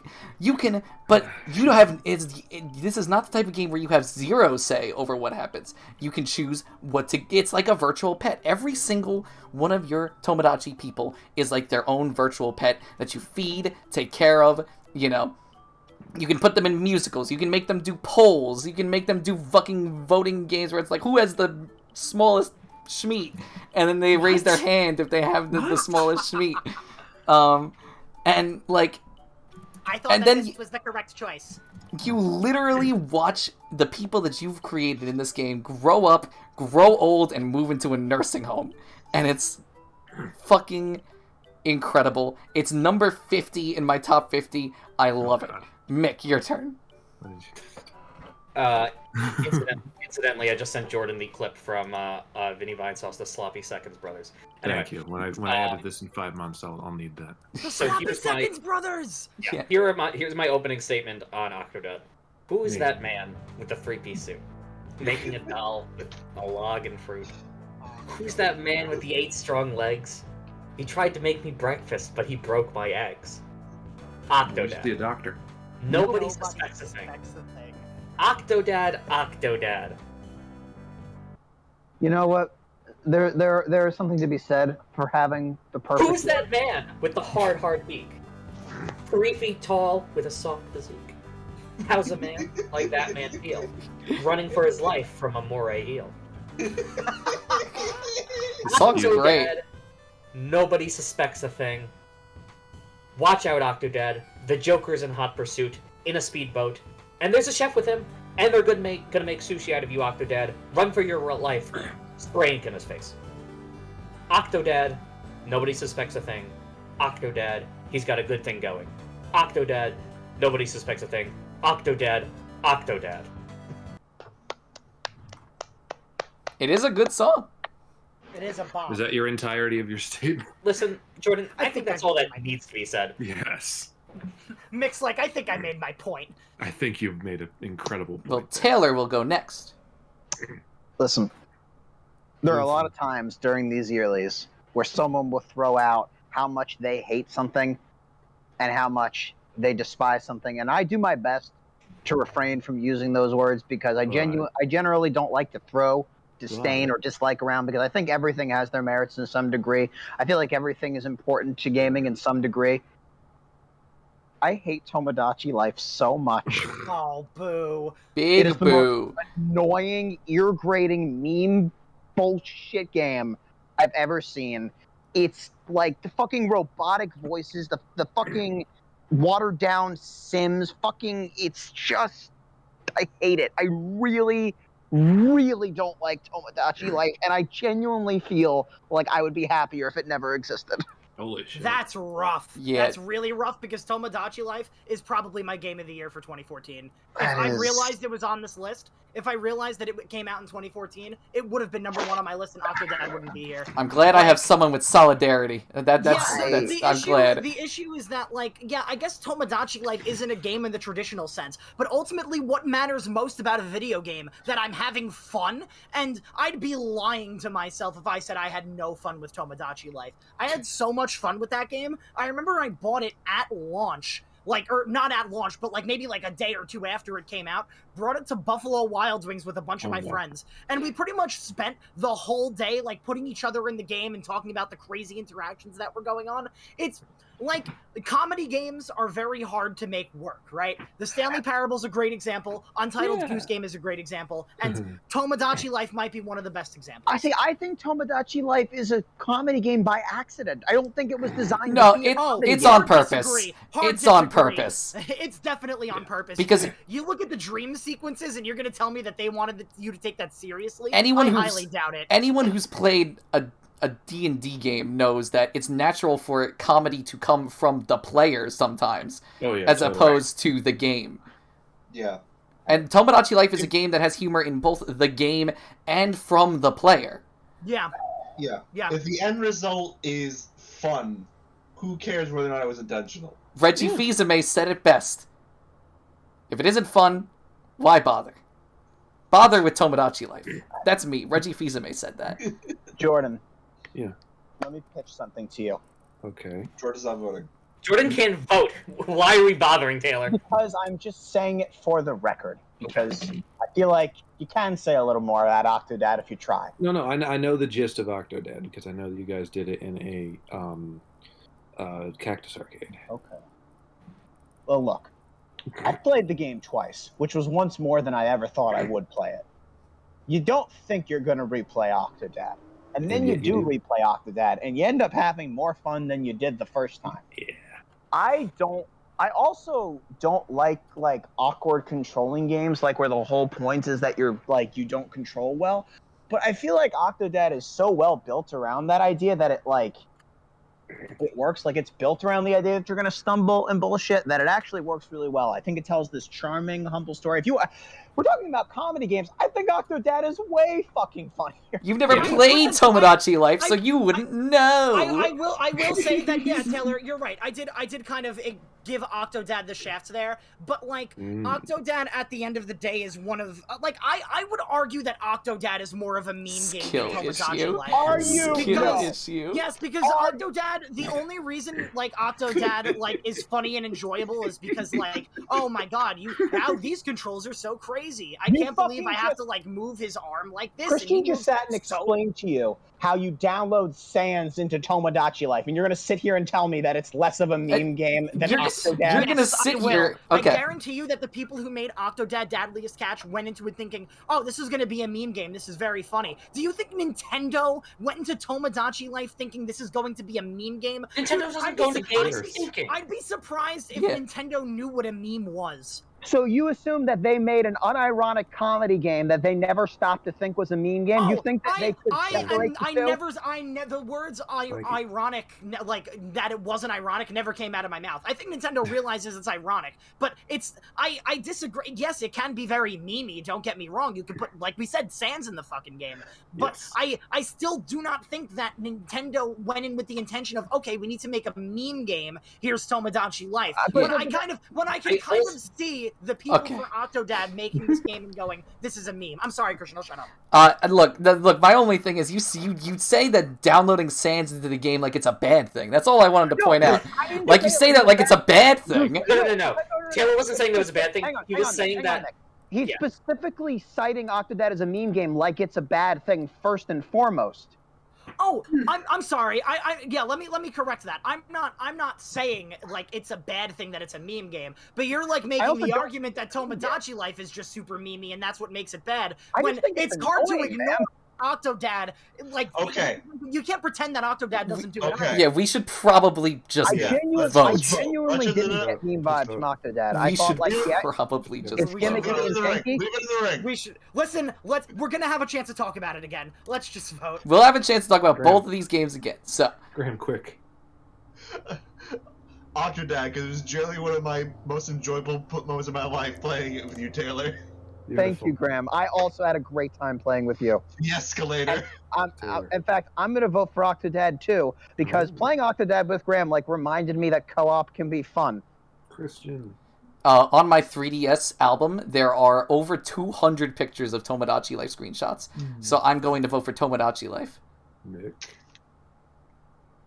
Should I even ask? He did sing the whole song. I did. Well, actually, I didn't sing it. I technically gave. Yeah, I technically gave like an oration of it. So let me just say, Clanky, Christian. You piece of shit. This isn't the end. I feel like this is the most Mick and I have gotten along at the Yearlies. This might be the angriest I've ever gotten at the Yearlies. This might be the angriest. It's because there's genuine hate going around, and I'm like, I don't know why, because it's Octodad and Tomodachi Life. Because I will not deal with this Tomodachi slander. I will not deal with it. Listen, it's not like it's getting knocked out of the game. Okay. This is where I bring my yearly advice of who the fuck cares who wins. We're a bunch of neek-and-poofs that from out of nowhere. that is true. This matters nothing at all. Let me make it clear. I say like anger, like genuine anger. Like, yeah, I'm not gonna lie. I guess there is a little bit of that, but like I know we're all friends. I know we're all memeing here. Like it's fine. Sounds like someone who has to justify that Tomodachi Life just lost. Taylor, I'm trying to be nice. Do you really want me to be mean? Because I can't. I can't wait.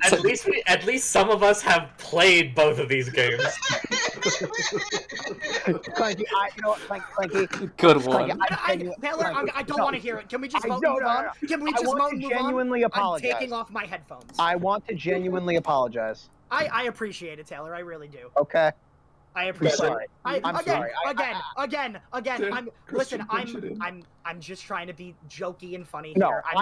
I am too. But I realized how I'm sure there is some actual anger there that I would have otherwise had. So I understand that rubbing salt in the wound is not very nice, and I'm sorry. I appreciate it. I do. The score is 3 Octodad and 2 Tomodachi Life, right? Yes. That one hurts. Mm-hmm. Oh, it stings. It stings, but I knew it was going to happen. Clanky, I love you, and I'm having a great time hanging out with you.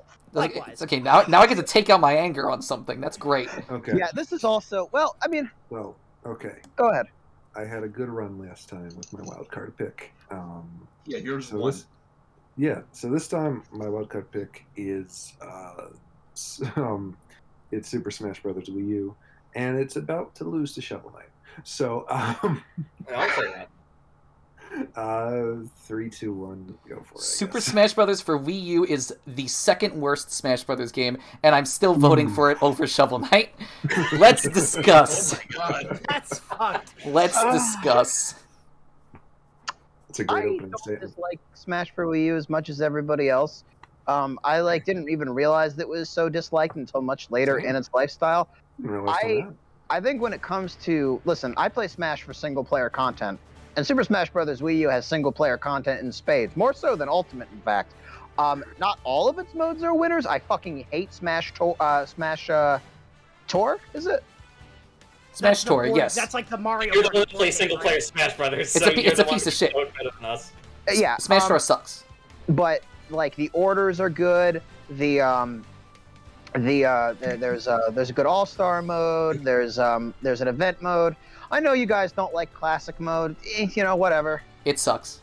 There's a good roster there. It's a good game. Shovel Knight, man. Yeah. Oh, Shovel Knight is so fucking good. First of all, I want to say what it's done for for crowdfunded games is already so important, but the fact that it pays homage to all of its all of the things it's going for and executes them so well in its own original idea, I fucking It's got rats. it's there's Lots of rats, exploding rats, helicopter rats, and wind-up rats. Rats. There's lots of rats. Aliens are bats. Rats. there are a lot of rats. Exploding Rats. Helicopter rats and wind-up rats. And you know what? That's Jake Kaufman, the composer for Shovel Knight. He fucking killed it, man. I didn't think the soundtrack was so good at first, but the amount of times I find myself humming Shovel Knight music like it's classic Super Mario Brothers music is uncanny. I play the King's Knight theme in my head all the time. That one's great. It's so good. And then they did something amazing. They took one great game, and made 3 more as free DLC. And 2 of them are probably better than the game they're based off of. Plague of Shadows is fine. You play as a witch doctor who throws explodey potions, and it's good. Then you play as fucking Spectre Knight. You fucking climb up walls, skateboard on your scythe, collect red skulls, fucking tragic story. And then you fucking play King of Cards, and it's just Wario Land, and the fucking king keeps hitting on your mom the whole game, and you play a collectible trading card game. I love collectible trading card games as mini games in games. The complete package of Shovel Knight is so grand. It's hard. I talk about single player content, and then I'm like, Shovel Knight probably has more. Shovel Knight is so good, dude. Actually, can I just say, it's really not that surprising that Shovel Knight has more single-player content than Super Smash Bros. For Wii U. Well, Which, honestly, again, second worst Smash That's not an Brothers game. achievement for a platformer versus a fighting game. sure, but I needed another point. That's fair. Christian, Yes. do you like Smash for Wii? I like Smash for Wii U. In fact, I would be close to say that I really like Smash for Wii U. I also like Shovel Knight. Shovel Knight also has a Smash Brothers mode. That's know- not good enough. All right, so let me try to clarify something really quick here. Are we talking about the Shovel Knight treasure trove where it's all Yes. the games, or are Yes. we talking about Shovel Knight Shovel of Hope, the game that came out in? No, I'm 2014? talking about. Let me put it like this. We talked about DLC for Mario Kart 8. It stands to reason that we would talk about DLC for Shovel Knight. Yeah. Is Yes. that? I thought those were all separate games though. They're of that level of quality that I would understand putting them on separate years, but we're not going to. Yeah, we're gonna get Okay, we're gonna get to an example very soon or something If we're- like that. yeah, sorry. I just want a clarification there because I was under the impression that the games in Treasure Trove were all individually released games, not DLC for Shovel Knight. No, they were all DLC. Okay, got it. All right, that's fair then. I know we're trying to judge the games objectively here and in a bubble, but it's really hard for me to do that with Smash Wii U because I'd rather play Smash Ultimate, I'd rather play Smash Brawl, I'd rather play Melee, I'd rather play 64, and I'd rather play the 3DS version. So even though ultimately I would You- not rather play 64. I would rather play 64. What the fuck is That wrong I with you? actually don't agree with. But I genuinely enjoy the charm and the idea of Smash 64 What more than I enjoy the charm, quote unquote. Maybe tomorrow you'll catch me saying, all right, that was a stupid take, but I don't know. I'm sorry. yeah, I guess. But yeah, I don't know. Wii U never really did it for me. Smash Wii U. The only reason I liked it so much was because it was the newest Smash game on the TV. And when the 3DS version of the game is superior than the home console version, it raises questions for me. There's a And lot. again, I'm sorry. God, go. It's just look. I will say that there's a lot of fun characters to play as that were introduced in this Gen 4 of Smash. I guess technically you could play them on 3DS first, but I guess that's more or less my point. And I really am trying to view this game in a bubble. It's just for Smash Wii U, it's hard for me. Because I feel like I go to Smash for one thing and one thing alone, and that's, the Smash battles and everything. Yeah. And I'm always going to either play the most modern version of that, or I'm going to want to go back to, a version that I remember playing a lot as a kid. And Smash Wii U is in this weird space of, I was really only playing it at the time because it was the most modern one. I want to talk about Shovel Knight, because it's probably the only time I ever talk about a 2D platformer. Okay. I think Shovel Knight is probably the only 2D platformer I genuinely love. Because I'm bad at most of them. But yeah, Shovel Knight is such. I played Shovel Knight just. I don't know where. I played it probably 2017 on my PS4. And yeah, this was one of the few platforms they will get into and okay, I understand. I'm actually kind of good at it. This is fun to play for me. Spectre Knight is definitely just the best. Absolutely. One in terms of the gameplay and also his boss theme. Can I also say to the degree of Graham was able to beat this game, and he doesn't claim to be immensely good at 2D platformers, there is an excellent way that Shovel Knight handles difficulty, where every checkpoint you hit, you have the freedom. Well, first of all, whenever you die, it's a slap on the wrist. You just lose gold. Yeah. And if you lose too much gold, that's bad, but you'll never have to start over at the beginning. That is unless you want a harder experience. You have the freedom to break the checkpoints. Just take your shovel and fucking bash the shit out of those checkpoints. And then you have a much harder game. You play on New Game Plus where there's no healing. So you can really modify the difficulty in Shovel Knight to any degree. It caters to every skill set. And I think that's great. We're in Final Thoughts territory, by the way, so. You haven't said a lot about Smash, Christian, I'll be honest. Well, I don't have much to add. I've been thinking back and forth about everything. I mean, I put it up because it was a 2014 game. I played it a lot. My final thought. We all played a lot. The fact that they haven't announced Shovel Knight 64 yet is infuriating. Now, that would be the fucking best. Right now, they're they just finished crowdfunding for Mina the Hollower. Yeah. I know, but they have an obligation. They have an obligation. Mick, do you have anything you'd like to add? I believe you haven't had a chance yet.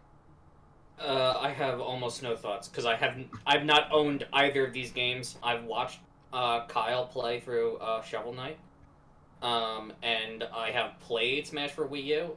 I don't have anything to say. One game has rats. The other game is a game that I've actually played. So it's a tough call. Clearly, you didn't think the two would be different.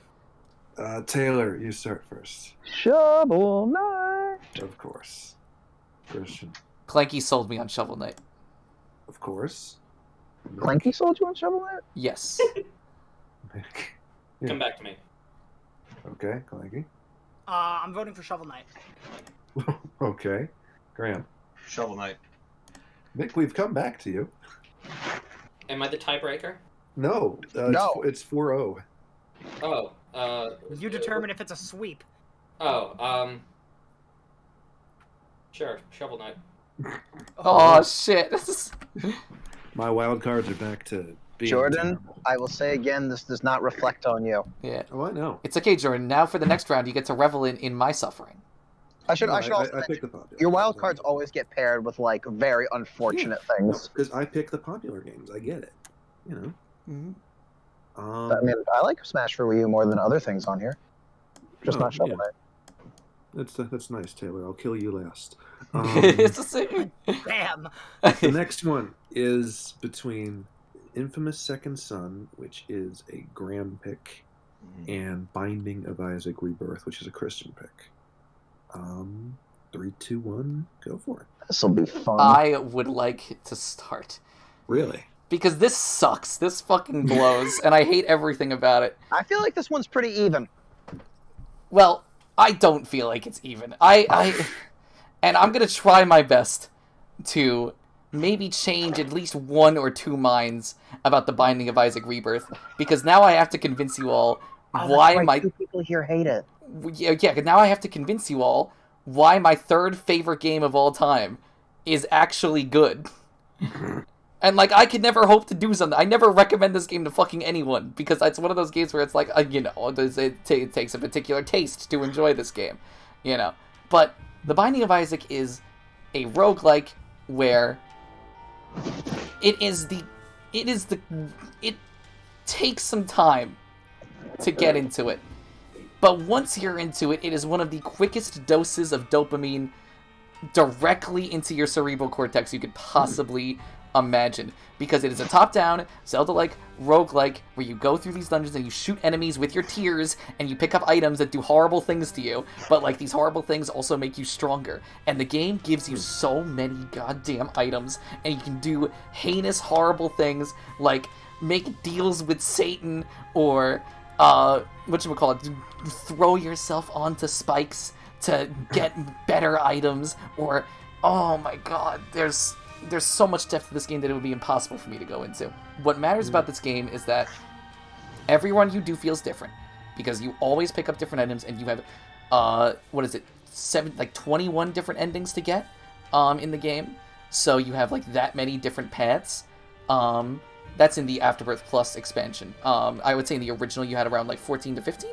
And then you also have, like, 17 characters since Afterbirth Plus to play as, that all have their own unique strategies and different things. Like, there's a character called Apollyon, where you can, instead of, like, there are spacebar items, and you know how spacebar items work. You pick up one, maybe you'll switch it for another, but you lose the effect of the other. Apollyon can suck up spacebar items and just hold on to them forever, like passive items, and you just have them. And it's incredible. And on top of that, the Binding of Isaac Repentance is a thing that exists. In my opinion, the best DLC that was ever made for any game ever. Literally doubling the content of a 300-hour game in one fell swoop. They pulled in the developers from a mod called The Binding of Isaac Antibirth. They pulled in the developers from that, told them to remake Antibirth, and then they were just like, let's just make more. Let's just double the character roster. Now there's 34 characters. How do you like that? And all, you think, oh, they're just rehashes of, like, other characters. No, every single character is still completely unique. One of them does the fucking teleports behind you amateur thing and kills you, and you get a damage boost for doing that. And one of them, listen, Northern Lion's only got 3,000 hours of content so far. All right, we need to bump those numbers up. Northern Lion is. There have been people who have let's played this game for over 5,000 episodes, and it's like, there's a reason why people are able to do that. And I'm gonna pass the torch on to Graham very soon to talk about Infamous Second Son. But what I will say is, The Binding of Isaac is one of the most expressive, it is one of the most varied, it is not the easiest pill to swallow, but if you do swallow it, it is well worth your while. Before Graham goes, can I just say my favorite thing about that pitch was, you guys all know what spacebar inventory is, and then you didn't just say you press spacebar.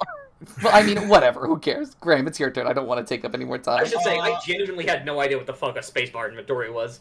Same. I love Infamous Second Son. It's one of the games I got for my PS4. It's just I'd always wanted to play an Infamous game, but as a 360 kid, it was just locked away under the console for me. So I was very excited to finally play Second Son. I just love, like, all of, like, the powers that you get to use, like, even though I will admit they're stretching it a little bit on video. Nah, video's the best one. I know, but, like, there's it comes to a point where you gotta be like, alright, you just kind of have to go with the game rather than really think too much about it. Also, it's really weird how they were just like, yeah, let's just make, like, this character, like, the most, like, over-the-top nerdy stereotype, despite our obvious audience. You don't mean Delson, right? No, the video guy. Yeah, the video guy.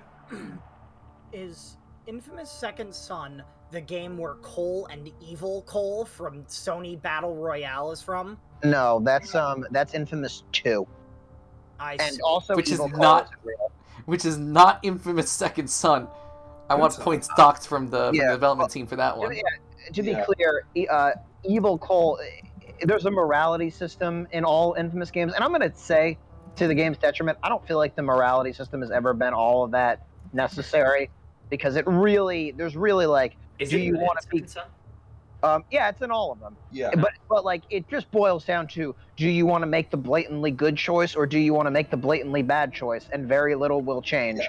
You have two options. You have Mother Teresa and baby eating. There's do you no want to be middle a ground. good guy, or do you want to be an asshole? Yeah. So it's the same like no Even choice though- thing as Even no though choice. I am physically incapable of ever choosing an asshole choice, I can respect that there are some people out there who just like, I just want to be an asshole today. But to back up Graham's thing, what makes Infamous so fun to me is I like games where you have really great traversal abilities. It's one of the things that I love about Sly Cooper, which is Insomniac. In Sly Cooper, you could just run along poles and rails. In Infamous, you fucking like the parkour you do in Infamous is incredible, to the point that you like fucking scale up building and then you just go flying everywhere, man. It feels really good. It was like, before Spider-Man, it was like the best parkour experience. Infamous Second Son makes me feel like Spider-Man. Wow, that joke was really dead. I didn't get a single chuckle. I think the commenting on the joke being dead was funnier than the joke. Yeah. Sometimes it'd be like that. No, it's fine. Honestly, I respect you guys more for not laughing. I have played Binding of Isaac OG, and I wasn't a big fan. I've never played Infamous Second Son, and it doesn't look like a game I'd be interested in. So this is a toss-up. This is a toss-up for me. I think when Binding of Isaac is at its best, it is immensely fun to play. It is very addictive, it is very feel-good, and it feels well-earned. My problem is... Christian talks about how much shit there is in this game, and despite the literal shit, it's almost to the game's detriment to me, in the sense that you are so overwhelmed with things that are not good that the game kind of comes down to luck. And I disagree. I think luck is a factor, but I do not think it is. You talk about how every ending has its own unique path, so you'll never have the same run. I have the same run all the time, and it involves, is my first item good? Nope, restart. Which is a way to play the game, but it's not necessarily the most fun or the only way to play. It's very easy to find an item that you've never seen before, that you want to get for the sake of getting it, that kills your run, and you're done. Listen, I love both of these games. I really like both of these games a lot. I know which one I like more, so I'll just say that Binding of Isaac, it is great fun when it is peaked at its gameplay. Second Son, also amazing if you just want to like roam around the world feeling like a superhero. Delson, don't touch anything. I am going to touch everything. All right, cool. Oh, am I first? Yeah. Right. It is close, Christian. It really is. I know what you're going to say, so just pull the trigger. I think I like Second Son a little more. Mm-hmm. Okay, Christian. I cannot say that this was not expected, but it hurts either way to see your third favorite game go. I'll put my vote in for the Binding of Isaac Rebirth. Okay. I don't know if Mick is back yet. He gave you his vote, right? Yes, I wanted to make sure. Mick voted for Infamous Second Son. I'm up. Yeah. I'm voting for Rebirth. Okay. Oh, we were close too. It's down to Graham. Infamous Second Son. Yeah. It was close. 3-2. This Yearlies hurts. This Yearlies is This is a painful Yearlies. No, Yeah. but you know what? At the same time, I feel like nothing is a shoehorned winner. Yeah. I just don't want all three of my choices to die in loser's bracket. I don't want it to happen. And I mean, thankfully, no, not thankfully, they're all going against different things. So Yeah. there's a chance all three of them could go. The last bracket of the initial run of this, it's the age-old battle, Mick versus Mick. It's Dark Souls 2 against Hearthstone. Yeah. 3, 2, 1, go. So Mick. Okay, so I'm just gonna say straight out, I am going to vote for Dark Souls 2, even though I think that for the most part, I think some of you might actually prefer Hearthstone. I don't know who those people are. Or at least would have preferred Hearthstone in the period that I'm talking about it. Do you remember when we did a bracket for the and with the original Dark Souls, and I made the argument that, like, just remember, you're voting for a Dark Souls that not everyone even thinks is the best game in the franchise. I'm pretty sure Dark Souls 2 is the least favorite in the franchise. Yes, and there's something I want to make clear about Dark Souls 2, right? Dark Souls 2 is not... I don't actually think it's the... It's hard to call Dark Souls 2 the worst game in the franchise, because it's it's kind of not even a game in the franchise. Like, there are Souls-like games made by other studios that feel more like a Dark Souls game than Dark Souls 2 feels like a Dark Souls game. Dark Souls 2 was made by the B team, while all the important people in the studio were working on Bloodborne. So it's kind of like the Lion King. Yeah. Then they tried to. Wait, what? So I'm sorry. In the Disney production thing, the A team was working on Pocahontas, while the B team was working on that whatever movie, The Lion King. But we all know how that turned out. That was kind of the opposite situation, because the A team made Bloodborne. But so people generally regard Bloodborne as the better game than Dark Souls 2? Yes, Oh, 100%. Even Okay, I know got that. it. Okay, my bad. Okay. And also, just for the development of Dark Souls 2, they went into it thinking they were going to make an open world game with, like, a big, unique lighting camera, making the engine the same time they're making the game, all on the Xbox 360 and PlayStation 3. Yeah, listen, there were cutbacks that had to be made. Here's the thing about Dark Souls 2. So, for the most part, the Dark Souls franchise, and this is something I have said, Dark Souls is not actually about skill, it's about patience and, learning. You learn things to get better at them. And at some point, you can start to predict, the traps the game will throw at you and stuff like that. Dark Souls 2, you can't really do that. You see, Dark Souls 2 doesn't have traps. It has pranks. Like, Dark Souls 1 and 3 and Bloodborne feel like believable worlds. Dark Souls 2 throws random shenanigans at you that it's like, wait, how was I supposed to predict this? Like, this is technically an example from Dark Souls 3, but this is probably one of the best examples I can think of like, the kind of shit that Dark Souls 2 does all the time. A giant boulder that rolls down a staircase to crush you, and then rolls back up the hill as well. Like, that's Dark Souls 3. Really funny. Dark Souls 2 is like that all the fucking time. Okay, shit like, because, like, so in the Dark Souls game, you'll occasionally see, like, the ghosts of other players. There'll be, like, these white outlines or whatever. There's a level where there are enemies that just look like that and attack you. Like, the things that you have played the game for, like, 5 hours or so, or whatever, you have trained to just ignore the white outline guys. Suddenly, they are your greatest threat. Yeah, that's gotta fuck you up when you go on later Cool in the game. pranks, bro. Whatever. Yeah. Yeah, and, like, that's the kind of shit this game does all the fucking time. There's a boss that will, like, consistently knock you off this platform every single time you fight it, unless you go around and find the weird lever that actually brings the floor back, and suddenly he's, like, the easiest boss in the game. Oh yes, I know this boss. Here's the other thing. The game has some genuinely awesome ideas, but almost all of those ideas are like, let's just make the game bullshit. Like, there is a boss When you put it like that. in addition to fighting you, will summon other players to fight you as well. Can we talk about the Royal Rat Authority? I was about to say, there is a boss, and it's a room full of rats. One of the rats is the boss, and you can't tell which one. You just have to keep killing rats until you find the right rank. That's I think there's one boss in the game that's just like a cult of normal people, half of which are dying, and you just kill them all. There is a boss. Okay, boy. there's a thing in the game, right? There is this coven that you can join, and covenants are basically like these like player factions that you can join that give you like visual bonuses. There's a faction, right?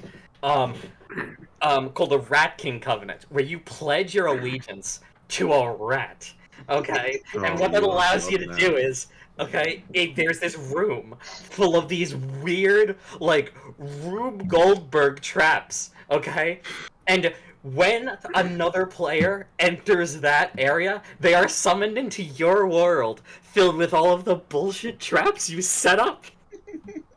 That is incredible. Nick, as fun as this is, I would like to remind you that it is up to you to pitch Hearthstone. I know, and I was about to, I'm like, okay, that's all I have to say to Dark Souls 2. One last thing about Dark Souls 2, there's a guy, all he does is sell ladders. He's like this, he looks like Jack Black he has an Irish accent, and all he does is sell ladders. So, like his dead body in Dark Souls 3. Business is going up. yeah, Hearthstone. these will be Hearthstone. final thoughts. So, make them count. Hearthstone is a CCG. I can't play Hearthstone anymore. The game has been absolutely ruined by the new cards they have added. Hearthstone in 2014, pretty fun. I played it a bunch. I got really good at it. Ish. I actually didn't really get that good at it. However, I managed to build a deck that could routinely beat the person in our friend group who was the undisputed master of the game. It could beat no one else, just him. It's because they used a bunch of like really dumb off-meta cards that he had no idea how to play against. So yeah, Hearthstone is fun. You can do shenanigans, or at least you could, because now the game's irrevocably broken. There are the best decks in the game are decks in which you don't play the game. You basically just wait for 20 minutes and then you win. Oh, backhanded compliments. yeah. Well, Mick has certainly put up his dukes for both of these games. There's the best we have to offer. Okay. All right. We going right into Taylor, or do we have anything else to do? I mean, I'm voting for Dark Souls 2 because I can pledge my allegiance to a rat and then fight a room full of rats, only one of which actually matters. Oh, sorry, did the voting order change? Who's... Nope. Taylor, I think it's still you. Okay. I actually have played Hearthstone once. I had food poisoning that day. Man, this game can't catch a break. I did have fun, and it's difficult to disassociate those memories with that game. To be honest, I almost want to vote for Dark Souls 2 because of that pitch. It was really funny, but I also fucking Taylor, just played does this Gwent. bring you back? I don't know what you were just doing. Was that your B-dubs? It's my vomit voice. Royal Rat Vanguard boss fight. I think, I don't know, maybe because I just played Gwent in The Witcher 3, and I now have an addiction to collectible card games, that I'm going to vote for Hearthstone. Even if I wasn't already going to vote for Dark Souls 2, you would have sold me on it anyway, so... So Clanky. Yes, he did. Clanky. That's going to be Dark Souls 2. Yeah. And Graham. Well. Dark Souls 2. Okay. Alright. 4-1, right? Well. It's 11:30 and we've already just finished the first bracket round. Well, we started later. Yeah. We usually finish first bracket at 11. So we're actually making good... Well, we didn't go over too many times, and we didn't have any entries where we went over for an extended period.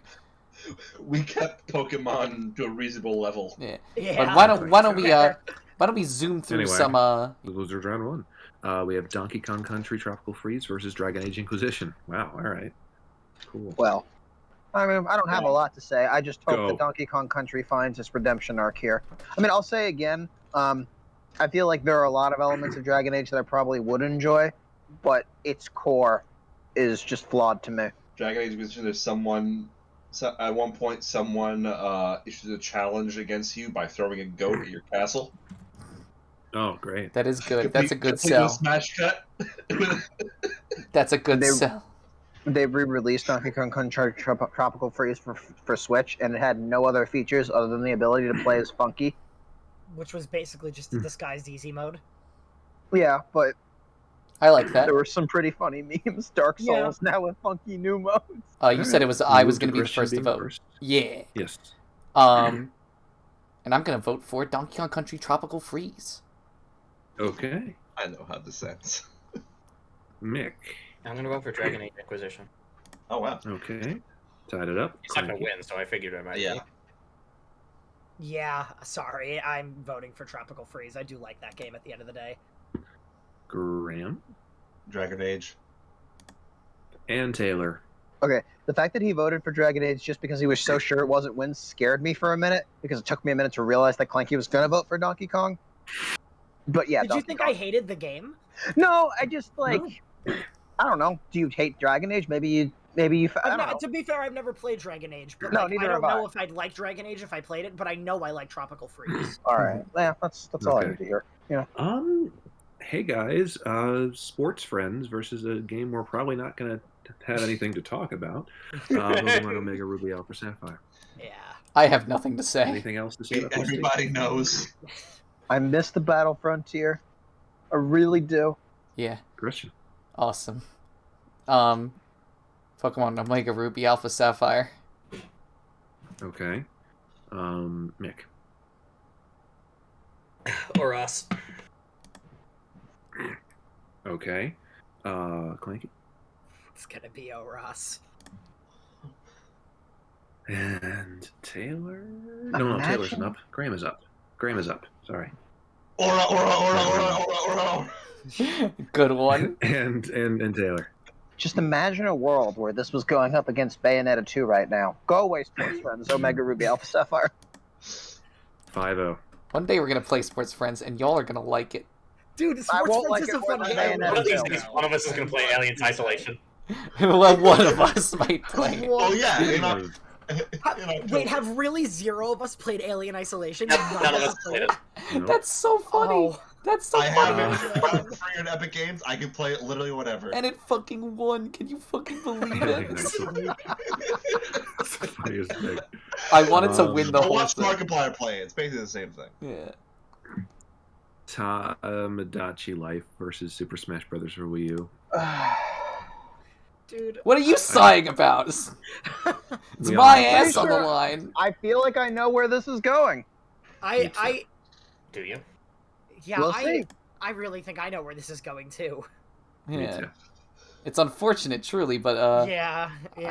Who's going Yeah. first? I'm going first. Christian. Yes. Tomodachi Life. Nick. Super Smash Brothers. Ooh. Wow. Clanky. Tomodachi Life. Graham. Smash. Son of a bitch. Taylor. Oh, thank God. Son Super of- Smash. No. Whoa. You hate to see it. You really do. You really do. hate I to was see it. not gonna. I did not think that was gonna happen. I thought I- Nick was, I knew that thought was Nick gonna gonna happen. go Tomodachi Life. No, there's no way it was going to Tomodachi Life, dude. I think me and Christian are like some of the I only don't two know, people I on this felt planet like- that love that game. I felt like somewhere along the way, maybe you won one of these other two over. Yeah. One day you'll play it Saves a though. lot. So, Yeah. and then we'll Binding of Isaac Rebirth versus Hearthstone. And this is the third Stone cast. To seal me in my coffin. Are you worried, Christian? Can I ask a question? Actually, I wanted to ask this before, about Hearthstone. Yeah. On a scale of 1 to 10, how similar is it to Magic the Gathering? It Would is you like know a. that? Yes, I do. Because I have played both. Okay. It is. It is like Magic. It is very much like Magic the Gathering. It's slightly more simple. You only have one type of mana, and you don't actually have to play land. It just ticks up as the game goes on. Otherwise, it's pretty similar. You have attack, defense, whatnot. You have 30 life points and whatnot. How similar is it to like the like money habits you have to have for Magic to be like competitive and shit? I hear you don't need to pay to win this one. You didn't used to. I'm not so sure about the game now. Okay, fair enough. Like I said, I don't think I've played the game since like 2016. Okay. All right.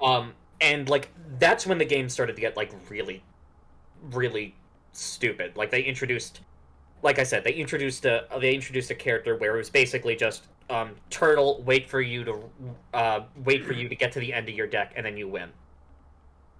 They added turbo duels. It was pretty sick. Kinda, yeah. There is this one thing in Hearthstone I know you can do, which I think is a nice feature. While your opponent is taking his turn, they put like little trinkets on the board for you to just like mess around with, which I think is cool. And All right. I think it's obvious what I'm voting for. I'm voting for my third favorite game of all time, The Binding of Isaac Rebirth. Woo! Mick, I think I know what he's voting for. Hearthstone, yes. Yeah. Clanky. I'm giving it to Rebirth. Mm-hmm. Graham.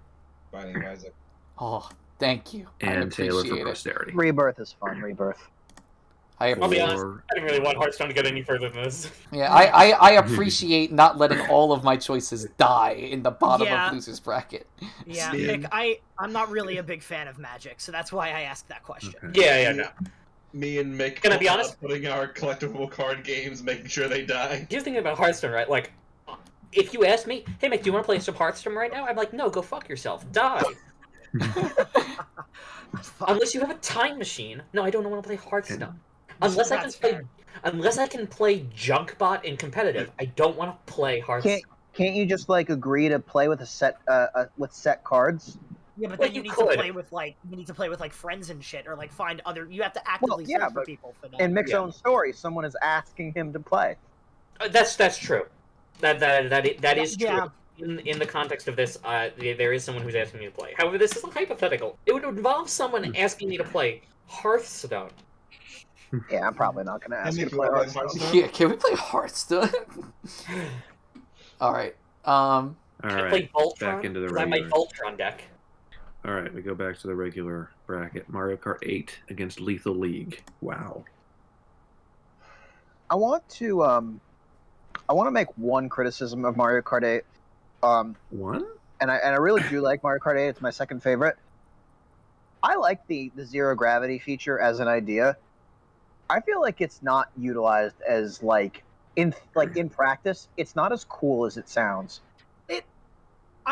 I agree with you there. I very often feel like nothing's changed. It's because it's even more so accentuated by the fact that the new maps they added in the most recent DLC for Mario Kart 8 Deluxe, none of them have zero gravity, and barely anyone noticed. Yeah, I'll say, I'll say this: it allows them to do some really fucking crazy shit with their level design. At the same time, I'm glad they don't actually make the camera turn upside down, because I experienced that in SRB2K, and it's the worst thing ever. So, Yeah. frankly, which I is don't really think they can do anything to have made the zero gravity work any better. And yeah. You're probably To be right, but it's fair- like I almost just wonder why it's there at all. Because you To say be it like fair- it. Go ahead. I'm sorry, it has the gimmick of like when you bump into other people or like those little spinny things, you get that speed boost. So like, Yeah, but- and I do agree that like that ultimately isn't like a super big change. I also feel Like- like it doesn't work correctly. What do you mean? I don't sometimes I feel like it has the opposite effect. You think you're getting the speed boost, but actually you somehow give your opponent the speed boost. I think you both get it. It just gives you the illusion of like, you're pushing your opponent ahead because like you bump into them from behind as you're creeping up on them. Yeah, sometimes Where, someone like, just if you bounce like next to them or like side swipe them as you're going, you get like a better boost, yeah. Sometimes someone's just going naturally faster than you from behind, and so when the speed boost happens, the person who's already going faster is going to keep going faster, basically. But you still get that speed boost. It just like, yeah. All right, I'm just playing devil's advocate. Mario Kart 8 is solid. Fair enough. Fair enough. The voting starts with Mick. Oh, between Mario Kart 8 and Lethal League, I'm voting Lethal League. Yeah, I figured. Clanky? Mario Kart 8. Okay. Graham. It's actually kind of pretty tough for me. I'm actually just going with Lethal League. Okay. 2-1. Taylor. SRB 2K. No, Mario Kart 8. Yo, Yeah. actually play the game with us at some point, please. It is really fun. We should It's play so that game fun. every It's in my single top time. 75. Mario Kart 8. Okay. Wow. Never thought a kart game would get this far. I mean, does anyone have anything they want to discuss about this next one? I could say so many more things about South Park: The Stick of Truth. I mean, you could probably No one's like. playing Alien Isolation. Alien fucking isolation. Yeah, that's one thing. I've played the South Park: The Stick of Truth, so I can vouch for its quality. Hey, hey Graham. Yeah. So you watched Markiplier play Alien Yes. Isolation. Does it have any South Park in it? No. Okay. You're I so think cool. I know how I'm making my choice. You're so mean, man. Dude, please. I don't like South Park. Give me a fucking Just wait. break.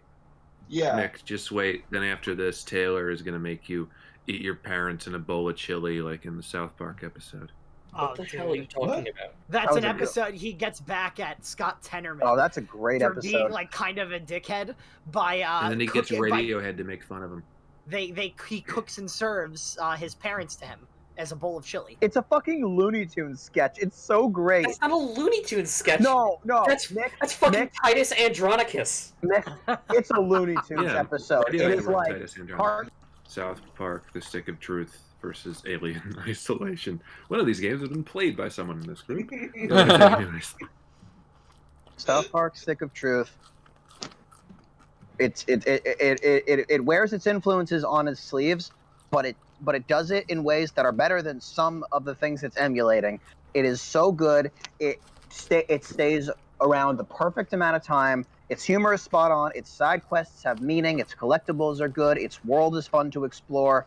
Everything about the game is good. It was a great spring break. I'm going first. Nick. Alien Isolation. Blank. South Park. Okay. Tricky. Graham. I just want to say how much I appreciate how the Alien Isolation team went through so much trouble to make all technology look like what the people from the 1980s thought technology was going to look like. Alien Isolation. Taylor. South Park: The Stick of Truth. Christian. Buddy, pal. Alien isolation. How does it feel, Taylor? How does it feel, Taylor? How does it feel having a game you genuinely You were like on my lose side, to a Clanky. game that no one has played? How does it feel? How does it feel, friend? It feels feel like good to be in this corner? it feels like one of the reasons we started doing yearly brackets in the first place was to avoid situations exactly like this. Oh, this was an inevitability. Fuck off. This was an No. inevitability. Just because you Christian, haven't played it Christian, doesn't mean let me you can't appreciate it. Christian, let me clarify something. Graham suggesting a game that not even he had played as Game of the Year Yeah, I feel like was that's- never in the cards. I mean, that is true. If you had pitched to me the idea that we were gonna vote, that I was gonna at some point vote for a game that not only had I never played, but that not even the person trying to convince me to vote for it had played, I would have said, "This is a stupid idea. Aces, let's do it." That's how good Alien Isolation is. I need you guys to promise me going forward, you won't just vote for it because it would be funnier to vote for it. Nobody's doing that, I don't think. Taylor, I'm not Going doing that. forward. Nobody's I know doing you that, I did don't now. think. I know exactly why everyone here voted for Alien Isolation. To be honest, it's not all that surprising. I just voted. have to make sure. I had a genuine reason to vote for Alien Isolation. I haven't played either of these games. Really? No, Because but I'm absolutely flabbergasted that we're voting for it. No, I knew Christian I'm was going to laughing vote for it so over hard. South Park. I feel like he'll go for What that if it genre wins the first. whole thing? What if Alien Isolation wins Jordan? the whole bracket? It's not going to. It's Hold not your going tongue, to, but please. I I'd really don't know die what's laughing. going to win. So you know what? Let's It could. let's do the next one. Octodad Dadliest Catch versus Shovel Knight. Ooh. Fuck Octodad. I fucking hate him. Octodad is a good guy. All right. He's got blurbles. He's got a loving wife and children. I wonder how they had the kids. Oh, that No question one is knows. posed. Is it answered? 8 arms to No. hold Don't it. don't ask too much. Listen, the Don't question trouble. got posed. Don't be greedy. Yeah. We got cat picks. Don't be greedy. All that being said, I feel like one of these is better than the other. And Yeah. just because I know that if I say it like that, everyone's going to vote for Octodad, I'll just say Shovel Knight's the better one. Mick. Let it be known, I'm voting for this because I've actually played it. Octodad, Dadliest catch. Yes. If I played Shovel Knight, I probably would be able to acknowledge that it is the much superior game. That being said, it's not exactly in a genre that I enjoy super much, so I still might have voted for Dadliest. Very catch. respectable. Mick, no, Yes, don't worry, Mick. because- You've been a but very no, good no. voice of reason for most of these. Most Yes, of Mick, them. you Well- would never vote for a game you haven't even fucking played. Clanky. I feel very similarly to Mick because I haven't played Shovel Knight. I did play Octodad, and Octodad was also one of my picks at the end of the day. Even though I did end up voting Tomodachi Life over it. Yeah, and as soon as Tomodachi Life, you're like, wait, fuck Octodad. Yeah, but now I'm okay with Octodad. We're buddies now. I've already lost my loved one, so I would say Because that's what happens when a family member dies. You get a new family member. yeah, exactly. Anyway, yeah, I'm also voting for Octodad. I just want to say, Oh, okay. one of the things, like, I like Octodad, it's also, like, very short.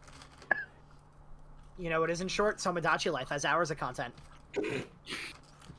I would argue it has 0 hours, but, No, you it's know. not Taylor. It's Grams, right? Shovel Knight. Okay. Taylor. Shovel Knight. Okay. Down to Christian. Fuck Octodad. Shovel Knight. Let's go. Ooh. The animosity is a joke, right? Yeah, of course it's a joke. Okay, of Oh, I course. mean, maybe you hate Octodad. Listen, I said this before. I don't generally like games like Octodad. I do not like Surgeon Simulator. I do not like I Am Bread. I like Octodad. Probably because it tells a wholesome You don't like story. I Am Bread? Why do you hate games with strong female characters? Yeah. Yeah, what?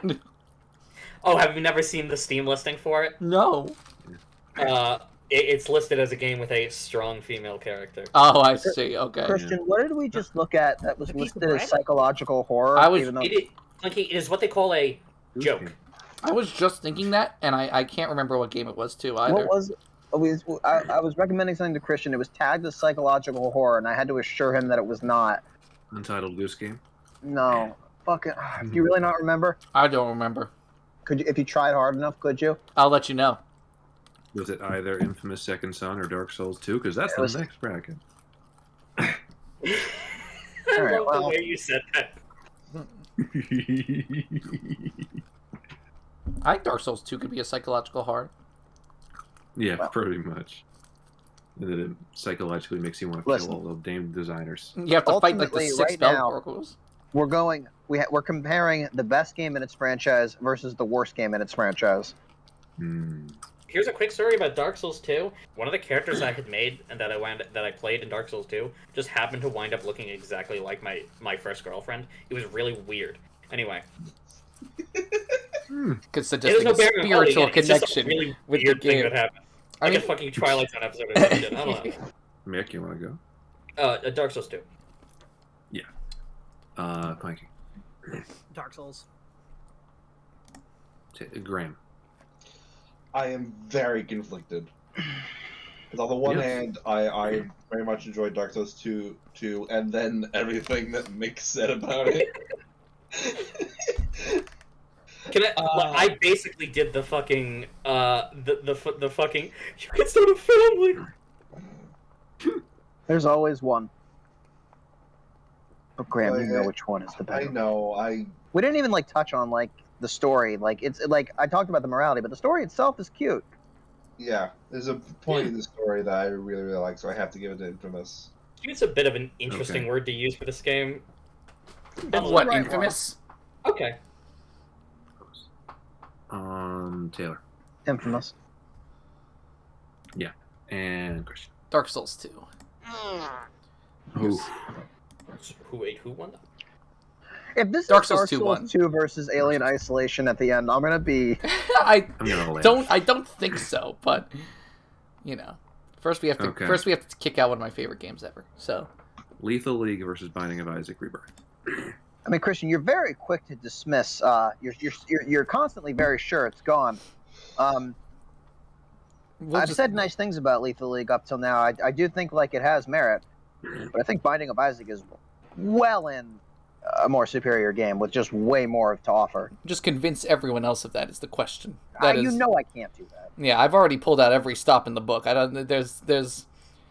I don't know. What else can you do in Binding of Isaac? I mean, it's the answer is fucking like everything, so it's impossible for me to say anything. They have a greed mode, but it's not really that good. So why would I even bring that up? Christian, What? I mean, too late now. Now I know there's a greed mode.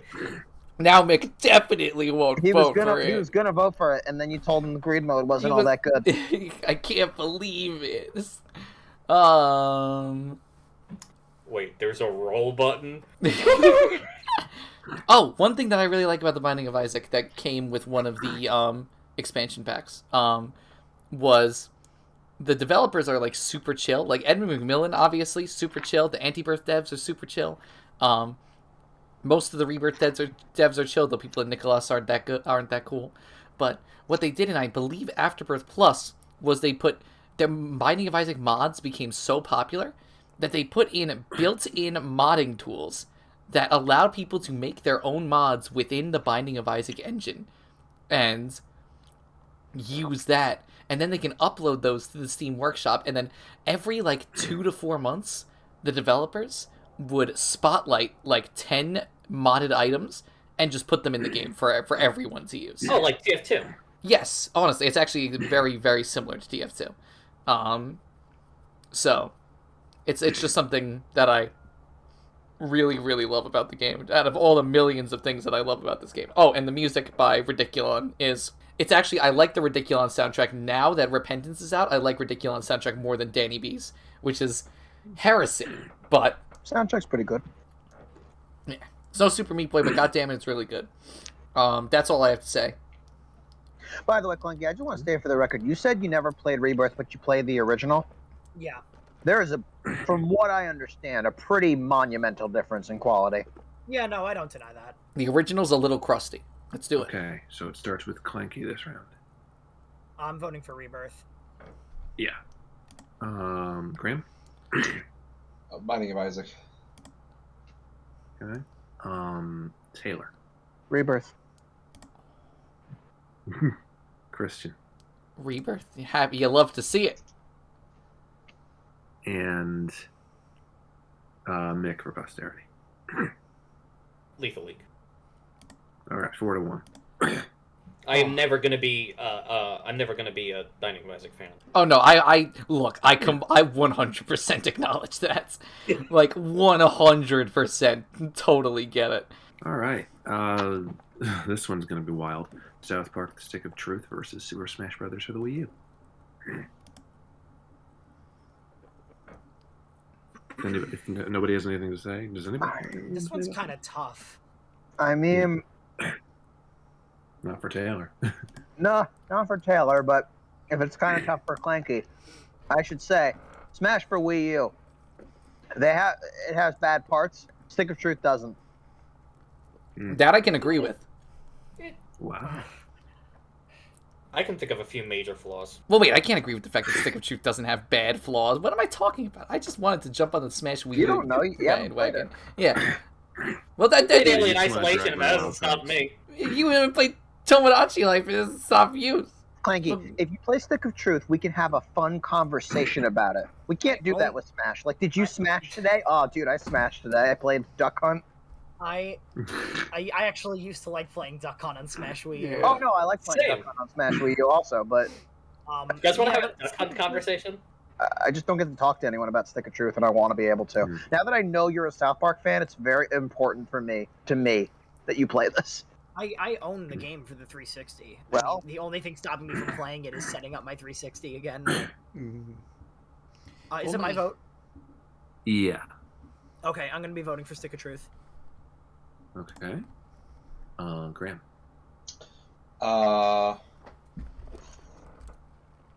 South Park. Okay. Taylor, I wonder. Oh my God, South Park.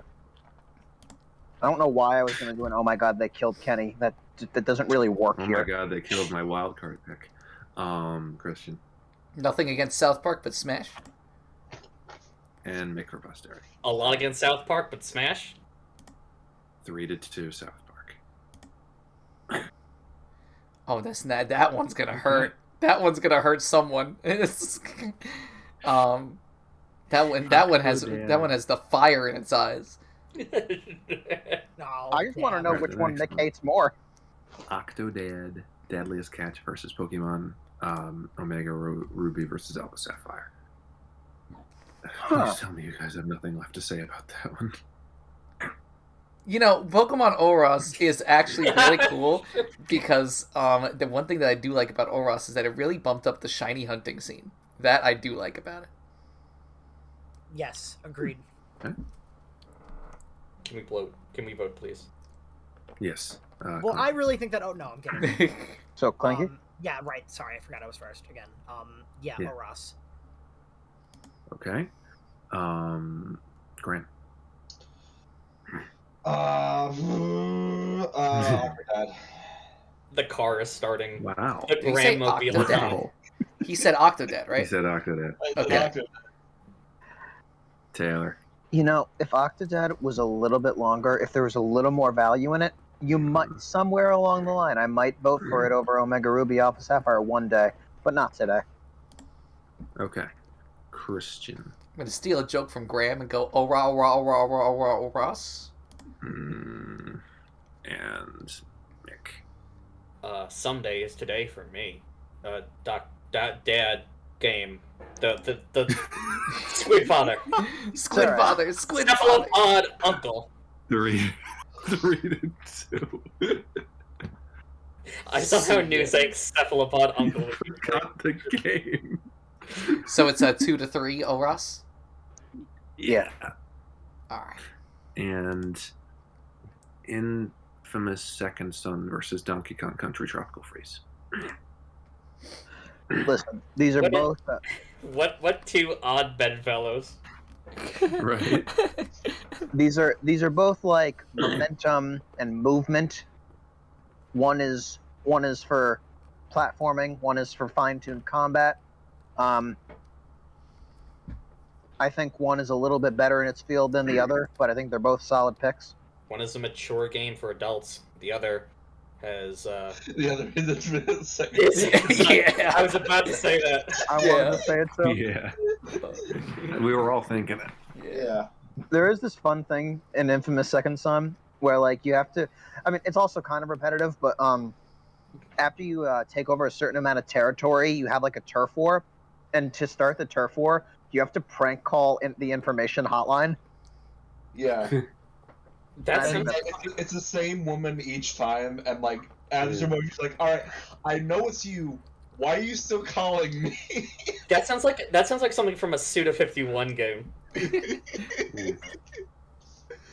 It would have that vibe if the voice was not so not Suda. I think I know what you're trying to say. Are we ready to? I'm vote? just saying one last nice thing about Infamous Second Son before I ultimately attempt to blow it out of here. I think we're ready to vote. Yeah. Okay. All right, Clanky. Tropical Freeze. Okay. Graham. Infamous. Okay. Taylor. Tropical Freeze. Figured. Christian. Tropical Freeze. Ooh. And Mick. Monkey. That's Tropical Thank you, Freeze. Dennis For Hopper. sure. 4-1. All Excellent.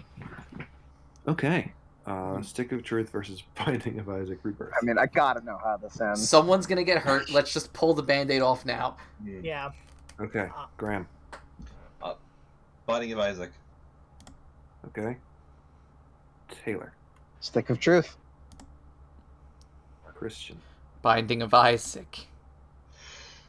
Mick. Well, Which one do you hate less, Mick?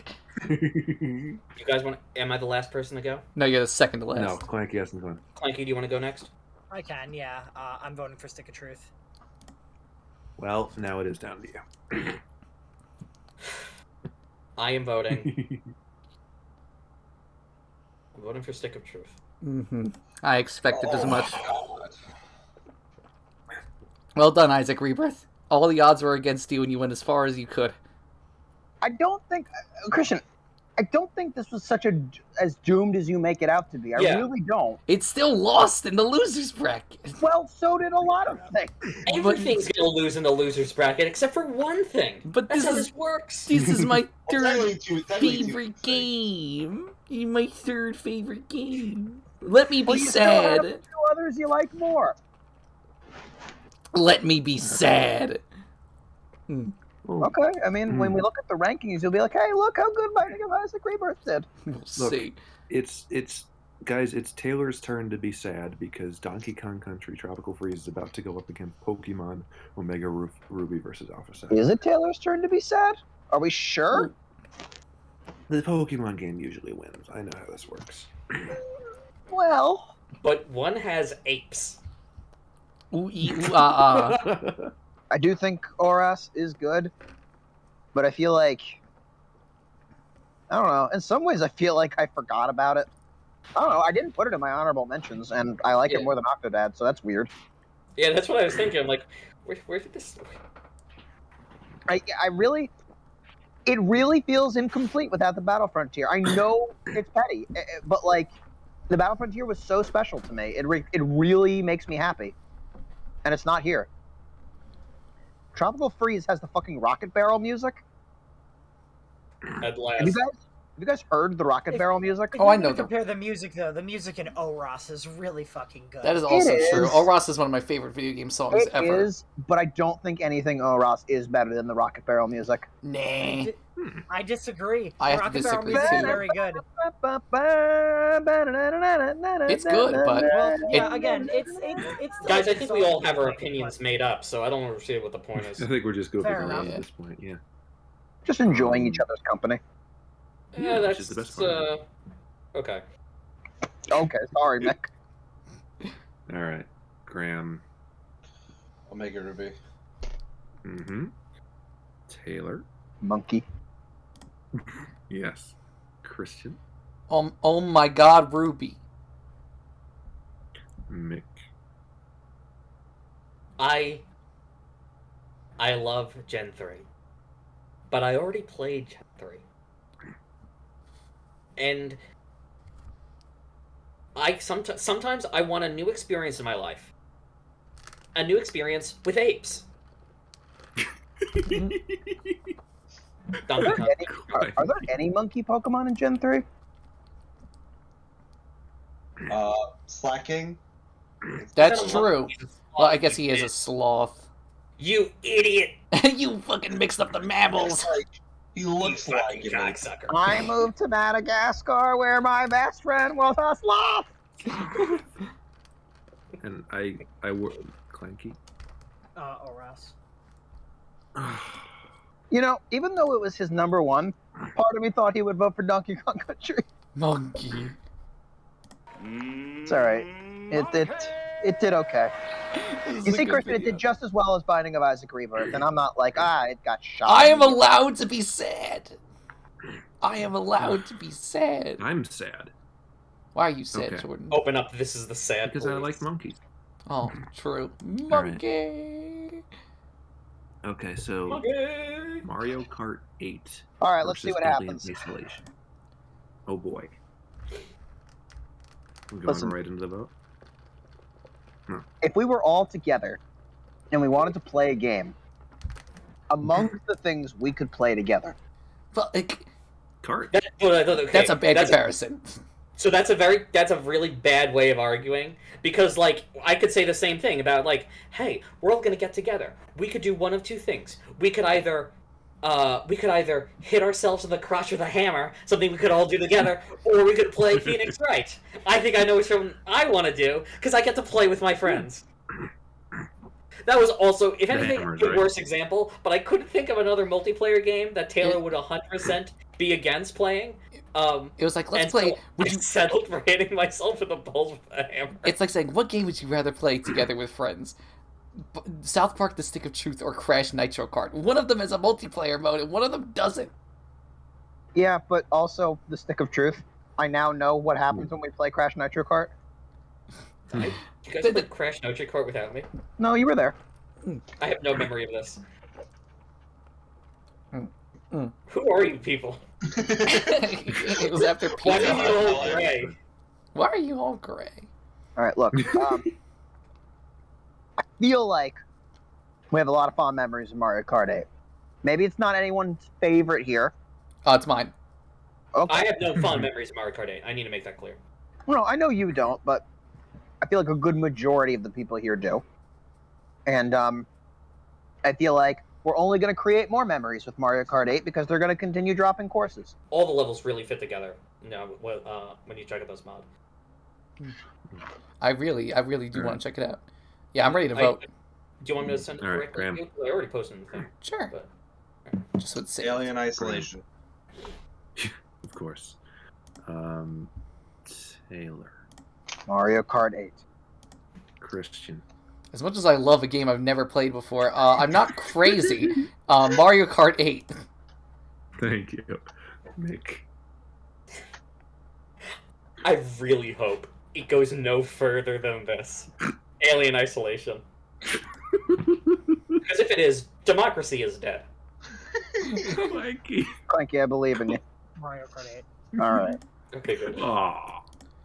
Oh, dude, Look, I Jordan, hope don't it's get me wrong. I wanted it to win the Game Awards more than you can possibly imagine. I hope it sweeps the losers bracket, honestly. The Game Awards?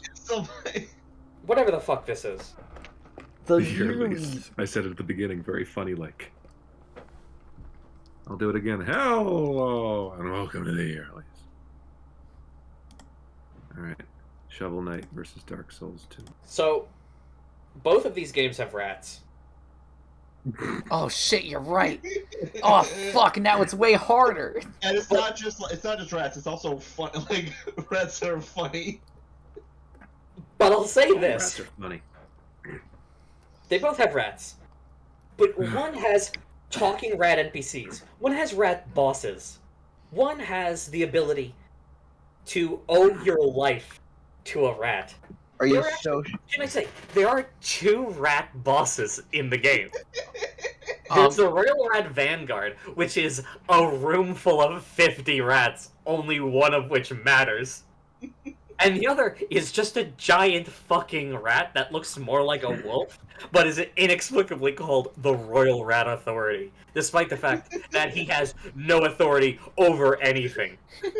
Look, Mick, I'm just gonna say this. You can also talk to a 6-foot cock or a knight right out of BioShock. Then kick his butt. Okay, I hear you. Yes. But let me instead respond with this. In Dark Souls 2, there is a area in the game in which, in order to traverse the level, you have to get in, like, hanging, like, gibbets, like those sort of, like, chain cages, and you get in them, you close your arms, the door shuts, and you're carried to the next level. It's basically like a really overcomplicated elevator. Mm. One of these is just an Iron Maiden and will kill you instantly. That's a selling point? Yes, it is. You've been talking nonstop about this game, about how it's full of cheap tricks and jokes, and it still somehow keeps winning. It's really funny. It's so funny every It time. needs to stop. Let me just say, one of the things you said at the beginning is the B team of the studios were working on Dark Souls 2 while the real developers went and made Bloodborne. And I just want to say, Yacht Club Games, all of them worked together on this, and they poured their passionate soul into every element of this game. Shovel Knight is not only a great game, but it is a love letter to video games. It is a celebration. It is charming. It looks amazing. Every level is great. And there are so many different ways to play. And it is It is a game that I cannot wait to replay. Okay. Well, let me add this. In the same year, in 2014, only a few months after the game came out, they announced Dark Souls Scholar of the First Sin, an updated version of the game where they increased the visuals. It can run at 1080p at 60 frames per second, and they actually change like the game, like they move around stuff, and they added an NPC that explains what the fuck they were trying to tell with the story. He jump scares you when you're trying to rest at a checkpoint, and he shows up and says, "Hello, would you like to know the story of the game? Too bad! You can't rest until I tell you the story." And he talks like this, and he looks like a giant head made out of burning wood. Listen, Mick, up until today, I only ever knew that Dark Souls 2 was everybody's least favorite Dark Souls game. Now the game is so much crazier to me. Now it's like this fever dream. Did I not mention? Oh yeah, there's a time travel story arc. God. Okay. At a certain point... Hang on, one last thing. This is the last thing I have. This is the last thing I'm going to make. In Dark Souls 1, there were two infamous areas. There was Blight Town. Blight Town is this area where it's like, you go in and it's like this rickety scaffolding and the entire place is filled with poison. Everything, there's like these things that shoot poison at you, and they're always trying to poison you. There's so much poison, and you get to the bottom and there's a giant poison swamp. In addition to that, there are flying enemies that you can barely hit. And also, and this is the best bit, best in air quotes, the game is so poorly optimized, it can't fucking render this level. I feel like you have gone on and on about all of the game's poor... So this is Dark Souls 1. Also in Dark Souls 1 is a level where the entire level is pitch dark and you can't see a goddamn thing, except unless you get this really special lantern that you can only find in this very specific place, and only then can you see, oh, the level is filled with enemies that hate me. In Dark Souls 2, there's a level where they combine both of those levels together.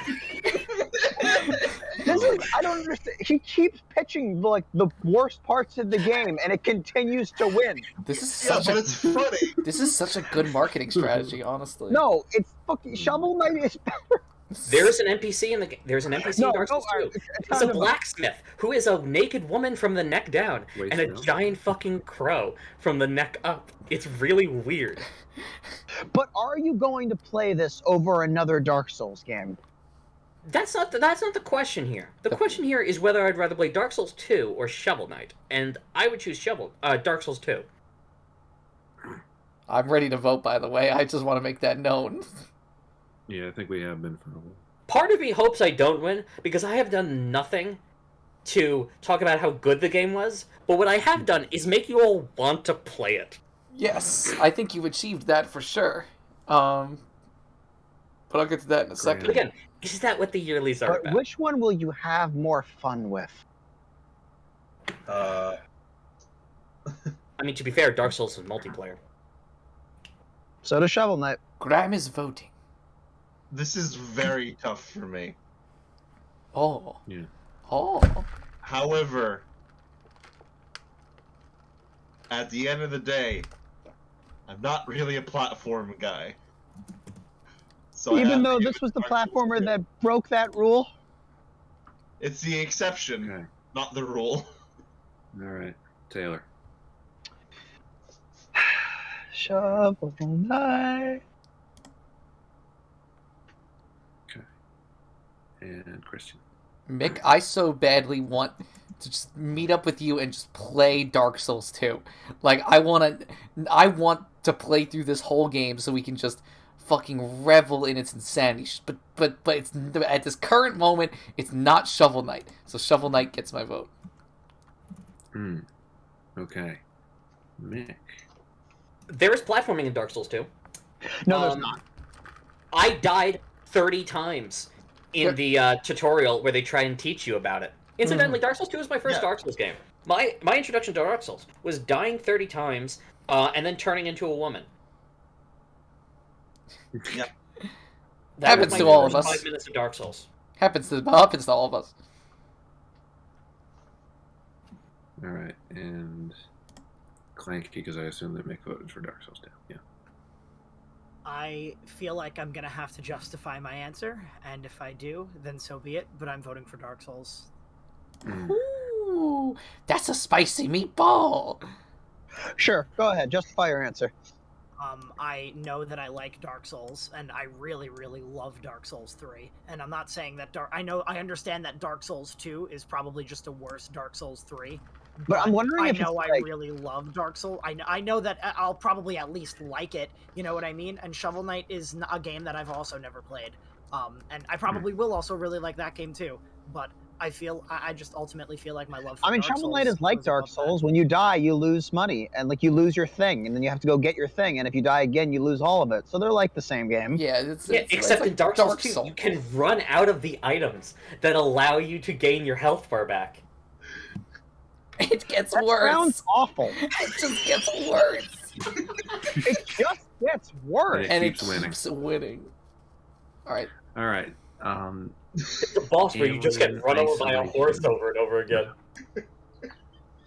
Alien Isolation versus Pokemon Omega Ruby Alpha Sapphire. We've already been through this. We've already done this one? Yeah. Yeah, we did. Oh, shit. Then Wait, let's have we? do it again. Yeah, it was the first.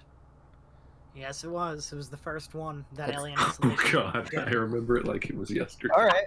Have we learned anything from Actually, this? Jordan, it was yesterday. Yes. Shit, yesterday. you're right. Okay. So, we start with Taylor. Well, I still say Omega Ruby Alpha Sapphire is a better game that most Okay. of us have played. Christian. I'm still gonna vote for Alien Isolation. Rough. Me? Yes. Alien I'm not even trying to be funny. I'm trying to give my honest vote. As Two. Clanky. This playthrough of Alien Isolation is going to be amazing. yeah, it better. Imagine we all hate it. Yeah. Pretty sure at least one of you will. Clanky. Please. Yeah, it's gonna be ORAS. Alien Isolation. Holy shit! It's Yeah. like it hurts. You think I'd be used to it after the second time, but oh man, It's okay, stings Clanky. just as much. All of my Clanky, choices are gone too. All right. This next one. Shovel Knight versus Stick of Truth. I really, I really can't go wrong here, right? Whoever wins is a good thing. Yeah. Taylor. I think I like Stick of Truth a little better. Christian. Shovel Knight. Yeah. Mick. Well, Shovel Knight. Clanky. Stick of Truth. And Graham. If I was very mean, I would vote Stick of Truth, so that way Alien Isolation could win the losers bracket. But Graham. I'm not. I'm going for Shovel Knight. All right. Stick of Truth had a really nice run, though. Yeah. It did, and I'm very happy Um, for it. Mm-hmm. Hey, it says do the losers bracket next, and it's Alien Isolation versus Shovel Knight. Holy shit! Alien Isolation is in our top 4. Are you fucking kidding me? Are you fucking kidding me? This is, guys, this is not the top 4 I was expecting. I don't know what I expected the top 4 to be. I'm not fucking this. Like I This is said, so funny. I could have gamed the system and made Alien Isolation our number 2. But can we So please, can we please do the right This is thing hysterical. and vote for Shovel Knight like I am doing? Unless it's not All my right. vote. Taylor votes for Shovel Knight. It is. Christian. Look, I want Alien Isolation to go ahead so fucking bad, but I'm not crazy. I gotta vote for Shovel Knight. All Come right. on. Yeah. Mick. I would enjoy Alien Isolation more. I know it's not gonna win. because I think Oh. everyone else is voting for I need Shovel everyone Knight. to stop saying that because it scares me. Clanky. Shovel Knight. Okay. Oh, okay. And Graham. Shovel Knight. Okay. That's what Alien He's playing the Ice- game. Alien Isolation made it to our top 4. This is the most surprising thing in any yearly. I mean, I have a clear one that I want to. Well, it's between 2 that I want to win, but we'll see. Okay.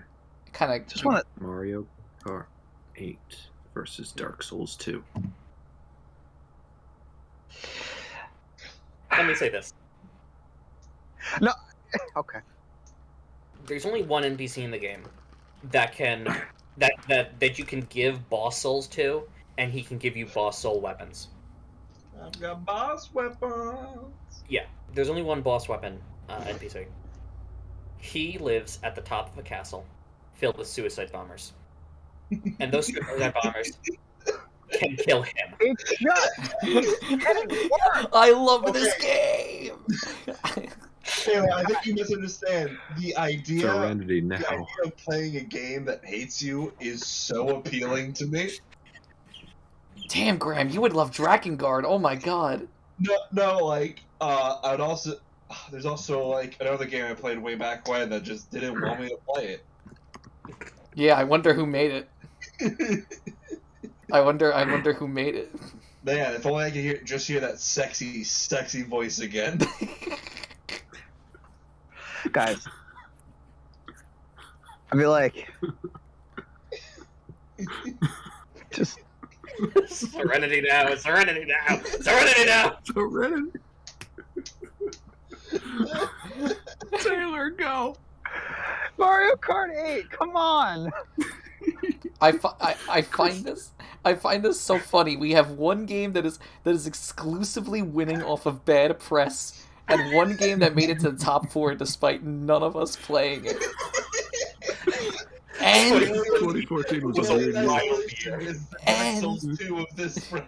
And we had Sportsfriends all in one bracket. It's like This is definitely the craziest bracket.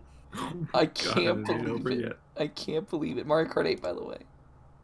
Okay, good. Mick, Dark Souls 2. Clanky. Mario Kart 8. It had a good run, Grim. Dark Souls 2. Well, there's a problem now, Jordan. Serenity Now. Yeah, there's a bit of a problem here. So, guys, I'm about to offer you all a second chance. Dark Souls 2 versus Shovel Knight.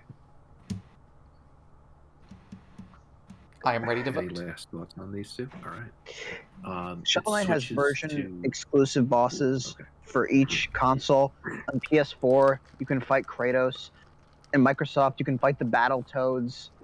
There's this fucking guy who fucking you go into his store, right? And you buy everyone hats, and then he's really pissed off that there's no more hats, so he tries to kill you. Story of my life.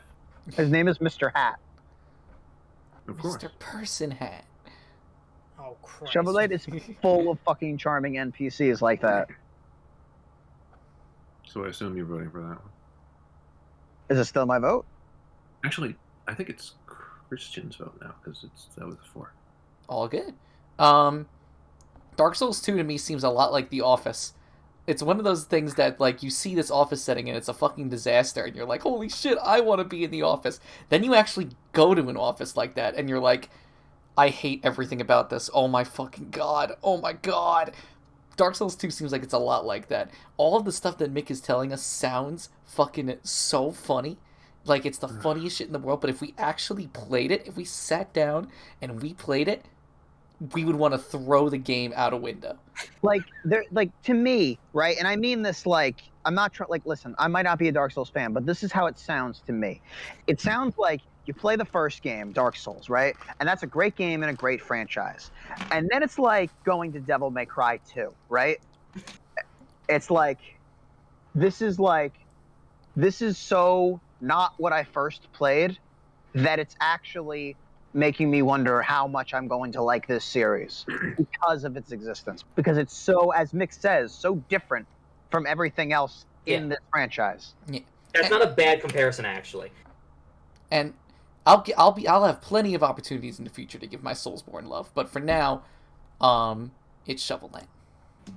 Okay. Mick.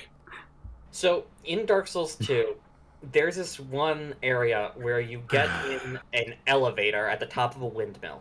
The elevator brings you to the top, you get out, and you're somehow, after getting in an elevator that goes up from the top of a windmill, you are apparently in a massive iron castle floating in lava.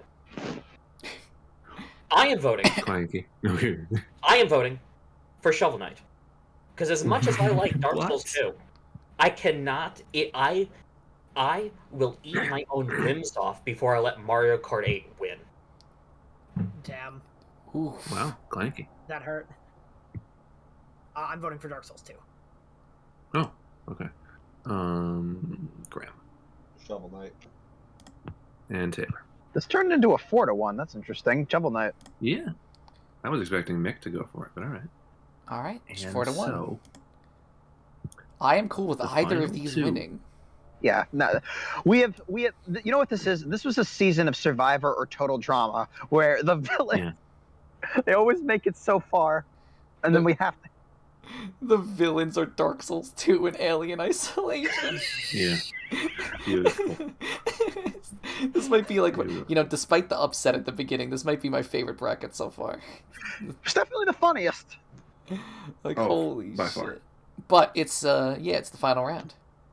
Yeah, Mario Kart 8 versus Shovel Knight. Any last thoughts about either of these? I don't think know they're both excellent at what they do. I won't ultimately be upset if either of these win, but there is one I would prefer to win. Shovel Knight is the best version of Shovel Knight. Mario Kart 8 isn't even the best at being Mario Kart 8. I don't know what I'm voting for. But- Shit. I think I'm ready to vote. All right. Okay, then let's go. If that's okay Chris. with y'all, unless That's anyone has anything else to add. I really thought about it for a while, and eventually I went back to my numbers, because my numbers never fail me. Shovel Knight is not in my top 50. It's actually like number 55, or something of the sort. Somewhere around there, I can't remember. Mario Kart 8 Deluxe is in my top 50. It's in my top 50. It's in the 30s. Now the question is, how much is Mario Kart 8 in between those two? And the answer, I think, is yes, which means it's higher than Shovel Knight, which means I'm putting Mario Kart as my vote. Okay. But Shovel Knight has Mick.